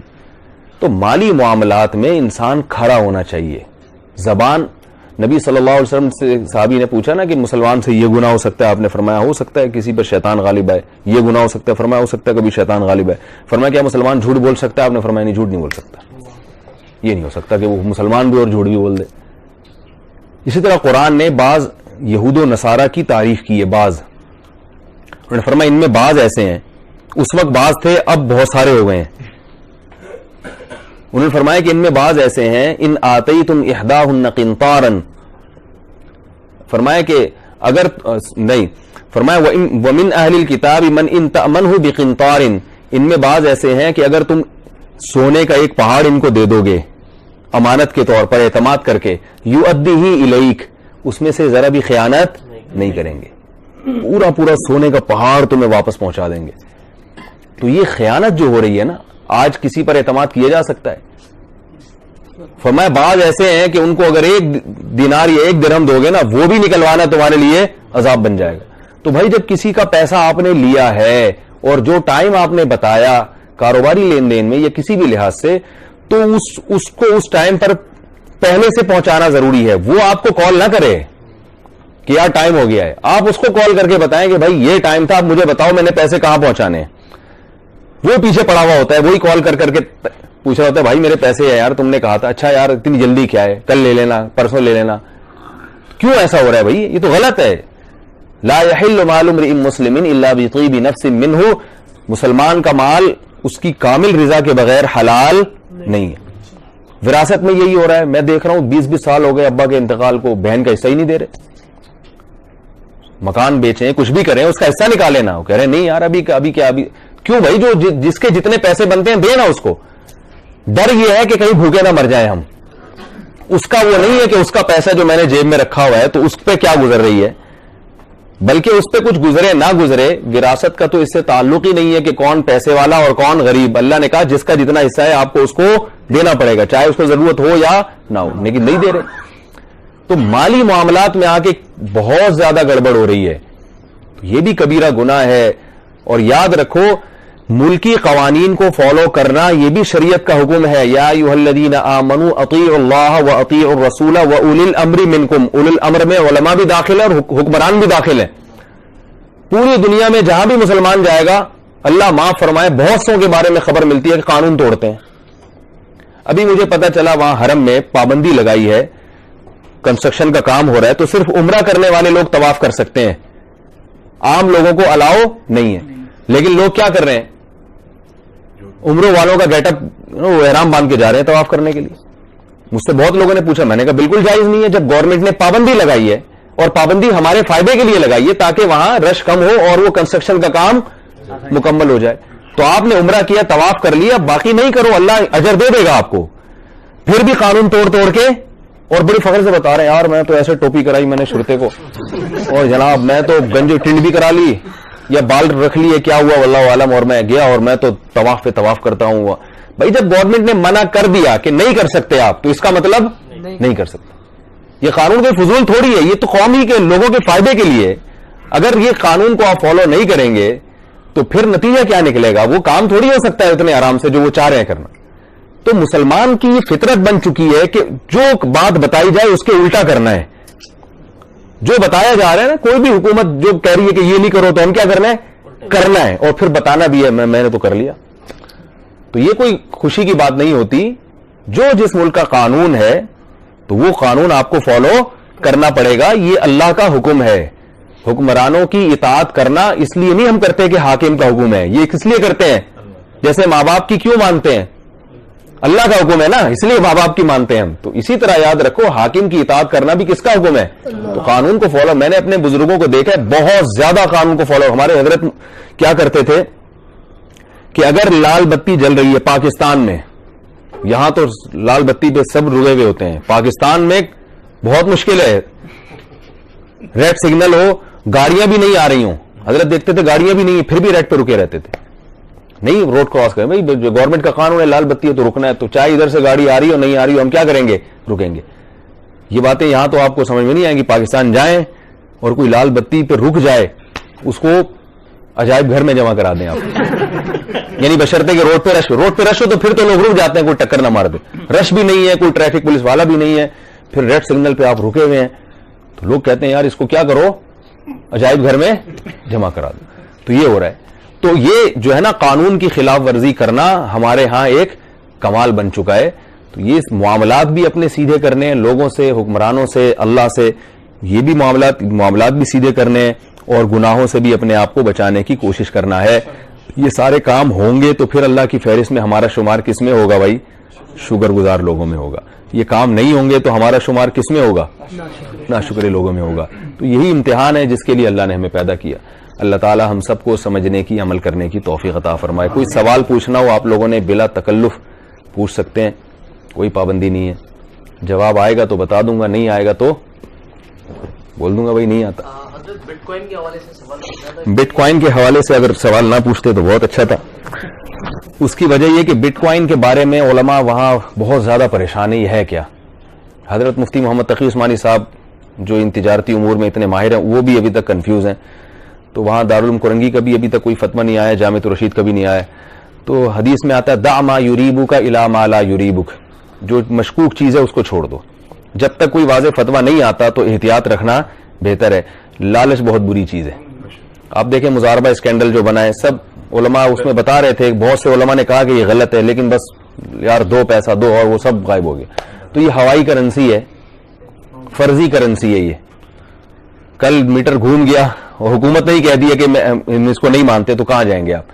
تو بہتر یہ ہے، میں یہ نہیں کہہ رہا کہ حرام ہے، ظاہر ہے جب تک کوئی فتویٰ نہیں آتا، کوئی تحقیق سامنے نہیں آتی تو اس وقت تک نہ حلال کہہ رہے ہیں نہ حرام کہہ رہے ہیں. زیادہ سے زیادہ یہ ہوگا کہ اگر حلال کا فتویٰ آ گیا تو آپ کہیں گے یار اس وقت لے لیتے تو کیا ہوتا. کوئی اتنا بڑا مسئلہ نہیں ہے، مرنا سب نے ہے، کیا خیال ہے. تو وہ زیادہ کی ہوس نہیں کرنی چاہیے. جو تمیز سے پیسے آ جائیں وہ بہت اچھے ہوتے ہیں، جو لالچ کے ساتھ آئیں وہ اس میں برکت نہیں ہوتی. تو کھانا پینا ملے گا انشاءاللہ. ہماری جو بنیادی ضرورت ہے نا وہ اگر ہم محدود کر لیں, میری جو بنیادی ضرورت ہے صبح 2 پراٹھے, ٹھیک ہے, میں کہتا ہوں یار مجھے صبح پراٹھا مل جائے اور دوپہر کھانا نہ بھی ملے, رات کو مل جائے پیٹ بھر کے, تو میں سمجھتا ہوں کہ میری بنیادی ضرورت. ڈبل روٹی سے مزہ نہیں آتا. اور وہ جو ہے نا, اگر بسکٹ ملے تو چائے میں ڈبونے کا بھی انتظام ہو. وہ مدینہ منورہ میں ایک بڑے عالم ہیں حضرت مولانا عبدالحفیظ مکی رحمہ اللہ تعالیٰ کے بیٹے, تو وہ میں ان کے ہاں بھی ٹھہرا ہوا تھا, اللہ تعالیٰ ان کو جزائے خیر دے, انہوں نے بڑا اکرام کیا. تو انہوں نے کیا کیا کہ چائے میرے سامنے لا کے رکھی اور بسکٹ, تو میں نے کھانا نہیں کھایا تھا, مجھے بھوک لگ رہی تھی, تو میں نے بسکٹ چائے میں ڈبو کے کھانا شروع کر دیے. تو ان کو ایک لطیفہ یاد آیا. تو انہوں نے کہا کہ ایک آدمی نے جو ہے, بیان ختم ہو گیا, ابھی ویسے ہی گپ شپ ہو رہی ہے, ٹھیک ہے نا, تو چلنے دیں اس کو. تو ایک آدمی نے کیا کیا کہ کہیں رشتہ لینے گیا کسی کے یہاں, اپنے ابا کو بھی لے گیا, تو لڑکی والوں نے اس کے سامنے چائے اور بسکٹ لا کے رکھ دیے, یہ دیکھنے کے لیے کہ یہ کیسے کھاتا ہے کیسے پیتا ہے. تو وہ پینڈوؤں کی طرح اس نے چائے میں ڈبو کے, جیسے میں ڈبو کے کھا رہا تھا نا, تو ڈبو کے کھانا شروع کر دیا اس نے. تو لڑکی کے ابا نے دیکھا کہ یار یہ تو ایٹیٹیوڈ ہی نہیں ہے, کوئی تمیز ہی نہیں ہے, تو رشتے کا انکار کر دیا. تو وہ لڑکا باہر نکلنے لگا, افسوس تو اس کو بہت ہوا کہ یار رشتے کا انکار ہو گیا, لیکن اپنے ہونے والے سسر سے کہتا ہے کہ بہرحال افسوس ہوا کہ رشتے کا انکار ہو گیا, مگر ڈبو کے کھانے کا اپنا ہی مزہ ہے. ڈبو کے کھانے کا نہیں مزہ. تو دیکھو کتنا بڑا غم اس کو لگا, رشتے کا انکار ہو گیا, مگر وہ غم پھر بھی اس نے اس غم کو بھی انجوائے کیا, یار ڈبو کے کھانا نہیں چھوڑیں گے. تو پیسے نہ بھی ملیں, صبح ناشتہ ہو جائے, رات کو کھانا مل جائے, سونے کی جگہ مل جائے, بہت ہے. پھر باقی ساری غریبیاں ہیں, باقی جو اللہ کی طرف سے ہمیں مل رہا ہے وہ سب اضافی ہے. ملے اچھی بات ہے, اللہ ہم سب کو کے رزق میں خوب برکت دے, نہیں بھی ملے تو بھی ٹینشن کی چیز ہی نہیں ہے بھائی. کیا خیال ہے؟ تو کوئی اور سوال ہو؟ یہ فجر کی سنت کے بارے میں ہم لوگ یہاں پر انڈیا پاکستان کے جو ریزرویشن ہے کہ ہم ہمارے جو ممالک کے جو لوگ ہیں, میں سمجھ گیا آپ کا سوال. فجر کی سنتیں جب جماعت کھڑی ہو جائے تو پڑھنا چاہیے یا نہیں پڑھنی چاہیے؟ دیکھیں حدیث میں آتا ہے کہ جب جماعت کھڑی ہو جائے نا, جو عرب لوگ یہ حدیث اکثر سناتے ہیں, جب جماعت کھڑی ہو جائے تو کوئی بھی نماز نہیں ہے سوائے فرض کے. تو یہ حدیث بالکل صحیح ہے. اسی بنیاد پر ہم کہتے ہیں کہ جتنی بھی فرض نمازیں جب وہ کھڑی ہو جائیں گی تو سنتیں نہیں ہوں گی. البتہ فجر کو علماء حنفیہ نے اس سے مستثنا کیا ہے, کیونکہ فجر کی سنتوں کی تاکید بہت زیادہ ہے. کبھی بھی کوئی حدیث ہوتی ہے نا تو ضروری نہیں کہ وہ کلی ہو, بہت ساری حدیثوں سے کہ مستثنیات بہت ہوتے ہیں. بعض حدیثوں میں حکم عمومی ہوتا ہے لیکن اس سے بعض چیزیں مستثنا ہوتی ہیں. اس کی مثال ایسے جیسے 3 وقتوں میں حدیث میں آتا ہے نماز پڑھنا یا سجدہ کرنا حرام ہے, لیکن امام شافعی نے اس سے مستثنا کیا ہے تحیت المسجد کو. ان کے مذہب میں عرب بھی اس سے تحیت المسجد کو مستثنا کرتے ہیں. مستثنا کیوں کرتے ہیں کہ بھائی وہ کہتے ہیں تحیت المسجد کیا ہے کہ حدیث میں آتا ہے کہ مسجد میں داخل ہو تو پہلے نماز پڑھو.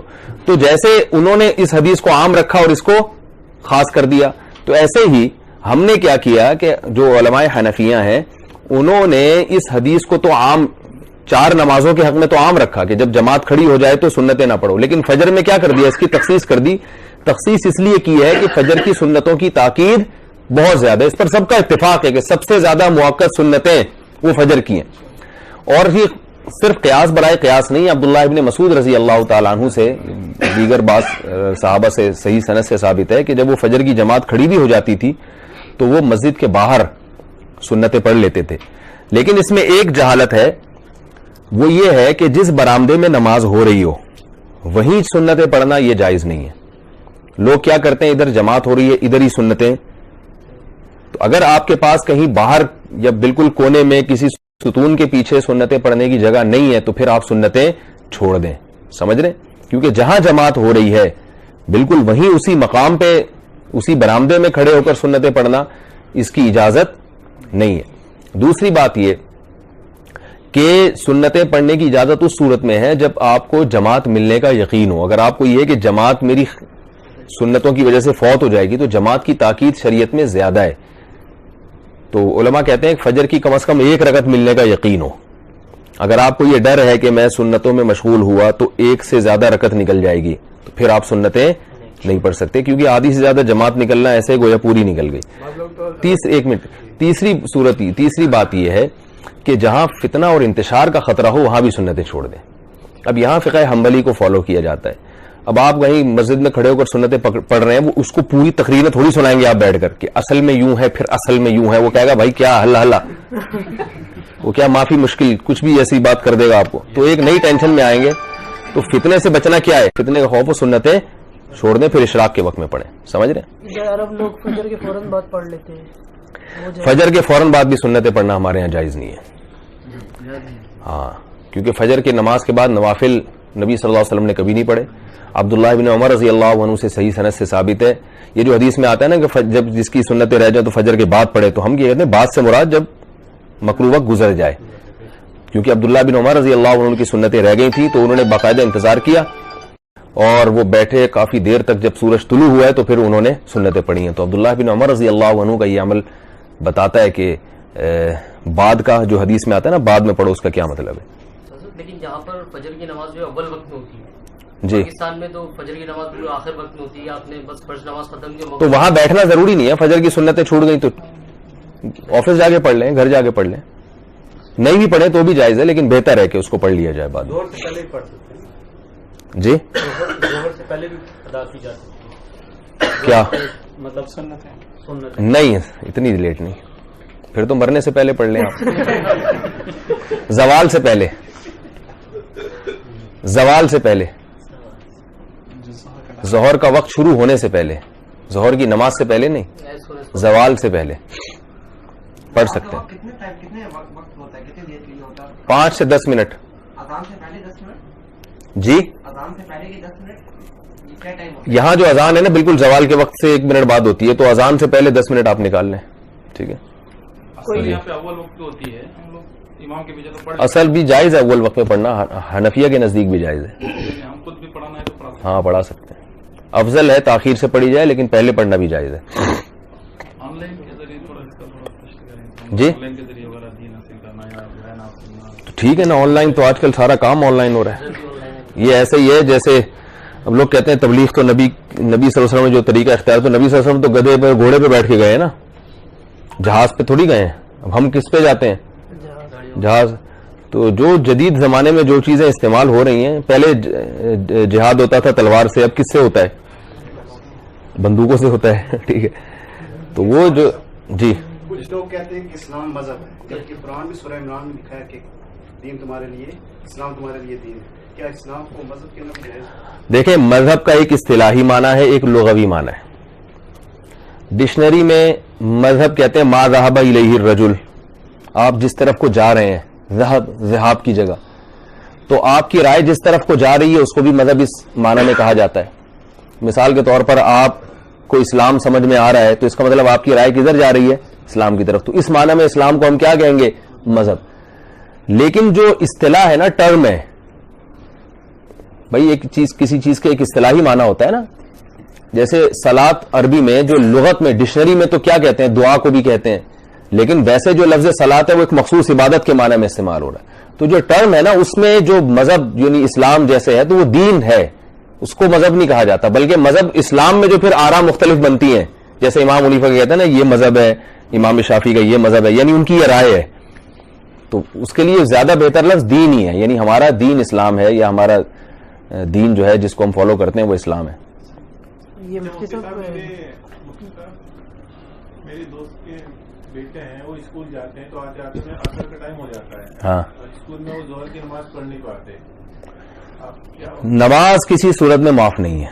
جیسے وہ عصر کے ٹائم آتے ہیں نہیں, اثر سے پہلے ظہر پڑھنا لازمی ہے. اس میں دو یعنی ہو ہی نہیں سکتا. نماز کسی اسکول چھوڑنا پڑے گا تو اسکول چھوڑ دیں, وہ نماز معاف نہیں ہے. اگر آپ فرض نماز نہیں پڑھ سکتے جاب کی وجہ سے, تو جاب کرنا حرام ہے آپ کے لیے. اسلام کا رکن ہے نا یہ, تو اس میں تو کوئی ہے ہی نہیں, چھوٹ ہی نہیں ہے نا. فرض نماز تو پڑھنی پڑے گی. سفر میں دو نمازیں ایک ساتھ پڑھنا, اوہ بڑا خطرناک سوال ہے. سفر میں 2 نمازیں اکٹھی پڑھنا. دیکھیں حدیث میں آتا ہے کہ نبی صلی اللہ علیہ وسلم نے, میں پورا اس مسئلے کا خلاصہ بیان کر رہا ہوں, کہ نبی صلی اللہ علیہ وسلم نے سفر میں 2 نمازیں اکٹھی پڑھی ہیں. یہ بخاری اور مسلم کی بالکل صحیح حدیث ہیں. لیکن اکٹھی پڑھنے کا مطلب کیا ہے, اس میں فقہا کی رائے مختلف ہوئی ہیں. ہم دو نمازیں اکٹھی کرنے کے خلاف نہیں ہیں، لیکن اکٹھی کرنے کا طریقہ کیا ہونا چاہیے؟ امام ابو حنیفہ کے نزدیک اکٹھی کرنے کا طریقہ یہ ہے کہ ظہر کو مؤخر کریں، جب بالکل عصر کے قریب ہو جائے تو ظہر پڑھیں، سلام پھیریں، 2-4 منٹ انتظار کر کے فوراً عصر پڑھ لیں۔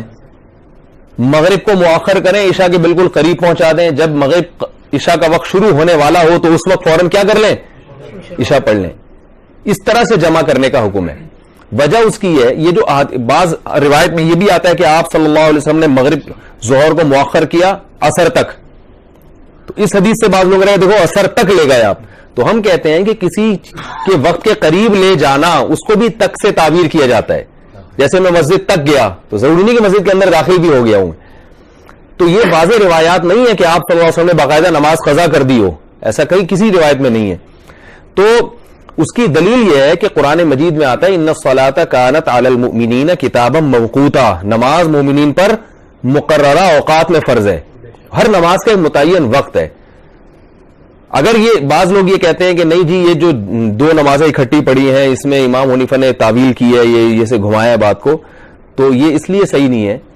یہ دو دلیلیں اس کے غلط ہونے کے، اور یہ بات کہ امام صاحب کی نظر میں جو یہ ہے کہ تعویل ہے، یہ تعویل صحیح تعویل ہے۔ اس کی دلیل یہ ہے کہ صحیح مسلم کی حدیث ہے کہ رسول اللہ صلی اللہ علیہ وسلم نے بغیر کسی عذر کے، بغیر بارش کے مدینہ میں دو نمازوں کو اکٹھا پڑھا ہے، حالانکہ اس کا دنیا میں کوئی بھی قائل، اس کے صرف شیعہ لوگ قائل ہیں، اہل سنت میں کوئی اس کا قائل نہیں ہے کہ نہ سفر ہو، نہ بارش ہو، نہ بیماری ہو اور آپ دو نمازیں اکٹھی پڑھ لیں۔ تو ہم کہتے ہیں جیسے وہاں اکٹھی کرنے کا مطلب کیا ہے کہ نماز کو مؤخر کر کے پڑھا ہے، آپ نے پڑھا اپنے ہی وقت میں ہے، تو ایسے ہی سفر میں جہاں دو نمازیں اکٹھی کرنے کی بات آئے گی تو وہاں کیا مطلب ہوگا کہ اس کو مؤخر کیا ہے۔ اب یہ لوگ کیا کرتے ہیں تو بہت ہی زیادہ اس میں چھوٹ دی ہوئی ہے، انہوں نے جہاں بھی جائیں وہ جمع کر لیتے ہیں۔ پھر عبداللہ بن مسعود رضی اللہ تعالیٰ عنہ کی صحیح حدیث ہے کہ نبی صلی اللہ علیہ وسلم نے دو نماز کو اپنے وقت سے کبھی بھی نہیں ٹالا ہے، آپ نے کبھی بھی آپ صلی اللہ علیہ وسلم نے ایسا نہیں کیا کہ نماز کو اپنے وقت سے مؤخر کر دیا ہو، سوائے مزدلفہ میں، اور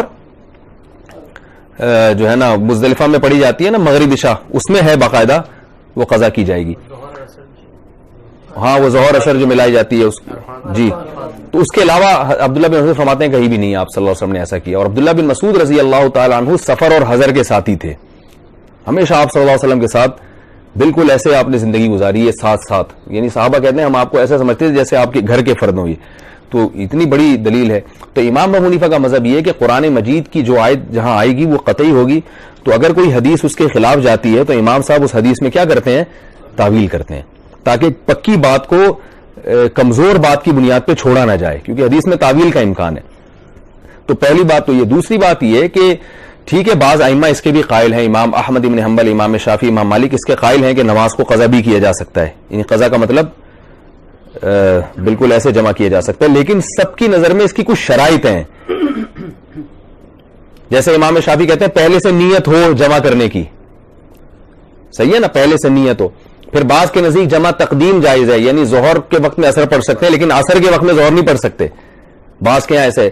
لیکن یہاں پر کیا ہو رہا ہے کہ بالکل کسی قسم کی شرائط کا لحاظ کیے بغیر جو چاہتا ہے جیسے چاہتا ہے جمع بین الصلاتین کر رہا ہے۔ پھر علامہ ابن قیم رحمہ اللہ نے لکھا ہے کہ سفر میں نماز میں قصر کرنا یعنی 4 کی 2 کرنا، یہ تو نبی صلی اللہ علیہ وسلم کی سنت متوارثہ ہے، ہمیشہ آپ نے 4 کی 2 پڑھی ہیں، لیکن جمع بین الصلاتین شدید عذر کے بغیر آپ صلی اللہ علیہ وسلم نے نہیں کیا۔ تو جو ائمہ کہتے ہیں کہ 2 نمازیں اکٹھی کی جا سکتی ہے سفر میں، وہ بھی یہ کہتے ہیں کہ یہ عمل کوئی پسندیدہ نہیں ہے جب تک کوئی سخت عذر نہ ہو یا نہ کیا جائے، جبکہ ہم نے یہاں کیا دیکھا ہے کہ کوئی عذر نہیں ہوتا پھر بھی کر رہے ہوتے ہیں، بلکہ کہیں جا کے اسٹے کر لیں گے، ہوٹل میں قیام کر لیں گے، کوئی تھکاوٹ نہیں ہے، کچھ بھی نہیں ہے، پھر بھی 2 نمازیں۔ تو یہ تو اسلاف کے بالکل خلاف ہے ان کی تعلیمات۔ تو اگر بہت شدید مجبوری ہو تو اس میں فقہ حنبلی یا فقہ شافعی کو فالو کیا جا سکتا ہے، گنجائش ہے اس کی، لیکن بغیر شدید مجبوری کے ایسا بولے بھائی نہ کیا جائے، ٹھیک ہے نا، بغیر شدید مجبوری کے ایسا نہیں، ہر نماز کو اپنے وقت پہ پڑھا کر۔ ڈیوٹی ہوتی ہے جو 100 کلومیٹر 70 کلومیٹر کے اوپر ہے جی ہاں 70 نہیں 77 کلومیٹر پہ قصر شروع ہوتا ہے، ہاں پھر قصر ہوگا، روز بھی جائیں گے۔ تو اگر آپ اپنے وقت پہ پڑھیں، لیکن اگر ڈرائیور بس روک ہی نہیں رہا ہے، وہ کہہ رہا نہیں بس دو نمازیں ہم اکٹھی پڑھیں گے، تو محبت سے سمجھائیں اس کو، نہیں مارے پھر لڑائی جھگڑا نہ کریں۔ تو چونکہ باقی ائمہ کا یہ مذہب ہے وہ بھی بہرحال مجتہدین تھے, تو ایسی مجبوری میں ان کو فالو کیا جا سکتا ہے. میں ظہر کے وقت میں اثر تو پھر بھی نہیں جائز, یا مغرب کے وقت جمع تقدیم میں یہ ہوتا ہے کہ ظہر کا جب وقت پڑا ان کے نزدیک, شوافی کے نزدیک, ہمارے ہاں تو نماز کو اپنے وقت سے نہ پہلے پڑھ سکتے ہیں نہ اپنے وقت سے مؤخر کر سکتے ہیں. ہاں ان کے ظہر کے وقت میں آپ اثر پڑھ لیں. جی اور مغرب کے وقت پڑھتے ہوئے. جی ہاں جی جی. اگر آپ بائی ایئر ٹریول کر رہے ہیں اور آپ کا ڈسٹینس جو ہے 7 to 8 آورس کے درمیان ہے, تو آپ دو نمازیں نکل جاتی ہیں, 2 سے 3. نہیں, نماز جہاز میں نکلنا وہ جائز نہیں ہے. جہاز میں آپ کو نماز پڑھنی پڑے گی معذرت کے ساتھ. نماز معاف نہیں ہے نا, کیا کریں. نہیں, اور اگر آپ پڑھتے ہیں تو اس کے بعد بھی اگر آپ اس کو بس پڑھ لی تو پڑھ لی. جہاز میں کھڑے ہو کر نماز پڑھیں حتی الامکان, اور جگاڑ ہو جاتا ہے کھڑے ہو کے نماز پڑھنے کا بھی. تھوڑا سا دائیں بائیں جب وہ ایئر ہوسٹس وغیرہ جا کے بیٹھی ہوں نا اپنے میک اپ کے لیے, اس وقت آپ کھڑے ہو جائیں چادر بچھا کے. اور قبلے کے ڈائریکشن کا اندازہ ایسے ہوتا ہے جہاز میں کہ آپ کو پتا ہوتا ہے کہ آپ دنیا میں جہاں سفر کر رہے ہیں نا, تو اسی وقت یہ ایمریٹس ایئر لائن میں تو آگے نقشے آ رہے ہوتے ہیں, تو وہاں سے آپ دیکھ لیں جہاز جا کدھر کو رہا ہے اور مکہ کس طرف ہے. تو اس سے بہت, میں تو اسی طرح اندازہ لگاتا ہوں, تو پتہ چل جاتا ہے بھئی یہ جہاز کی جو جہاں دم ہے نا اس سے تھوڑا سا ادھر کو ایسے اندازہ ہو جاتا ہے. پی آئی اے میں تو کچھ پتہ ہی نہیں چلتا. پی آئی اے میں آپ کو تھوڑا سا پہلے سے گھر میں نقشہ پڑھ کے جائیں کہ میں کراچی سے جدھر جا رہا ہوں اس سے مکہ کس طرف ہے, تو اس سے اندازہ ہو جاتا ہے. لیکن پی آئی اے میں پانی نہیں ملتا. ابھی میں آ رہا تھا وہاں بینکاک سے, میں پی آئی اے کے ذریعے آ رہا تھا کراچی, تو حیرت کی بات ہے ایک صاحب میرے سامنے بڑی تعریف کر رہے تھے, ماشاءاللہ پی آئی اے بہت اچھی ہو گئی ہے. میں نے کہا ہاں بھائی بہت اچھی ہو گئی. تو میں جو خیال ہے وہ تھوڑا وضو کر لوں, نماز کا ٹائم نکل رہا ہے. تو میں جب گیا تو وہ بوتل میں پانی بھر بھر کے لوگوں کو دے رہے تھے واش روم جانے کے لیے. واش روم میں پانی نہیں تھا. یعنی ٹرینوں میں تو ہم نے سنا تھا کہ, لیکن جہاز میں پہلی دفعہ دیکھا کہ واش روم میں پانی نہیں ہے. تو وہ جو واش روم میں جا رہے ہیں نا وہ گلاس اور بوتل یہ لے جائیں. تو بیٹھ کے پڑھتا ہے اس کے متعلق کیا جو بیٹھ کے پڑھ لیتے ہیں, کیا مطلب؟ جہاز میں کھڑے ہو کر پڑھنے کی پوری کوشش کریں, قبلہ رخ ہونے کی پوری کوشش کے باوجود اگر نہیں ہو رہا تو پھر بیٹھے بیٹھے پڑھ لیں. اور پھر ایسے موقع پر شافی مذہب پہ بھی یا حنبلی مذہب پہ بھی عمل کیا جا سکتا ہے, جمع بین الصلاتین, ایسی مجبوری میں جائز ہے. لیکن اگر جو راستہ ہوتا ہے اس میں لوگ واش روم سے قدم لے کے چلتے رہتے ہیں, یہ بھی خطرہ ہوتا ہے, یہ پاک ہے؟ نہیں, یہ پاک ہی ہوتا ہے. جب تک کسی چیز کے ناپاک ہونے کا یقین نہ ہونا اس کو پاک ہی سمجھا جائے گا. تیمم نہیں کر سکتے, پانی ہے نا واش روم میں, وہ تو پی آئی اے میں ایک دفعہ کا ذکر ہے ہوتی ہے, جگہ بن جاتی ہے. جو ان کا کچن ہے یا کہیں بھی جائیں کچھ نہ کوئی تھوڑی سی جگہ چاہیے, پورا خوشو خصوص سے تھوڑی پڑھنا ہے. کوشش کریں گے.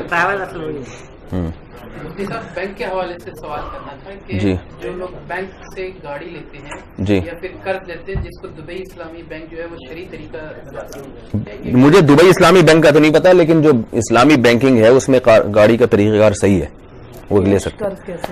کافی ہے میرا خیال ہے. ٹھیک ہے, اجازت ہے. اللہ تعالیٰ سمجھنے کی عمل کی توفیق عطا فرمائے. جی کوئی بات نہیں, اچھی بات ہے ماشاء اللہ, نماز میں چھوٹتی. طلاق کے بارے میں ایک سوال کرنے. جی جی سر, دراصل ایک لیڈی تھی, جی, عورت اپنے شوہر سے طلاق لے گئی اور وہ کورٹ میں گئی. ہاں, اور اس کو کورٹ میں اس کو طلاق آلریڈی مل گیا, یعنی سرٹیفکیٹ کورٹ کی طرف سے اس کو مل گیا, اور اس کا ہسبینڈ دوسرے ملک میں, وہ درپیش نہیں ہوا. بعد میں اس کا دیکھیں اس میں کورٹ سے جو طلاق ہے نا, اس میں ہر کیس کو الگ سے پڑھنا پڑتا ہے, کس بات کو بنیاد بنایا ہے. اس میں ایسا کوئی عمومی فتویٰ نہیں دیا جا سکتا کہ کورٹ کی طلاق ہر صورت میں غلط ہے یا ہر صورت میں صحیح ہے. بعض صورتوں میں کورٹ, پاکستانی کورٹ کی بات کر رہا ہوں, تو بعض صورتوں میں صحیح بھی ہوتی ہے, بعض اکثر صورتوں میں غلط ہوتی ہے. وہ فرض کرو اس کا ہسبینڈ پھر گیا ملک میں, اس کا صلح ہو گیا, تو اس کے لیے کیا دوبارہ نکاح, اگر وہ پہلی والی طلاق صحیح ہوئی ہے شریعت کے مطابق ہے تو پھر دوبارہ نکاح کرنا پڑے گا. اگر وہ صحیح نہیں ہوئی ہے تو پھر پہلا نکاح باقی ہے. احتیاطاً دوبارہ نکاح کر لیں, نہیں بھی ہوگا تو ہو جائے گا. کیا خیال ہے؟ ہاں نہیں, جائز نہیں. جو حکومتی قانون ہو, جہاں پہ مجبوری ہو وہاں تو جائز ہے, ورنہ جائز نہیں ہے. ٹھیک ہے, اللہ تعالیٰ عمل کی توفیق عطا فرمائے. آفیسز میں آس پاس مسجد نہیں, آفس میں ٹیمپرری مسجد ہوتی ہے جہاں پہ امام نہیں ہوتے. مجھے پتا ہے یہاں پہ 20 منٹ اذان کی 20 منٹ کے بعد جماعت ہوتی ہے. میں ظہر کے وقت پہنچا, ابھی دیکھا 5 منٹ باقی, میں سنت کے لیے کھڑا ہو گیا.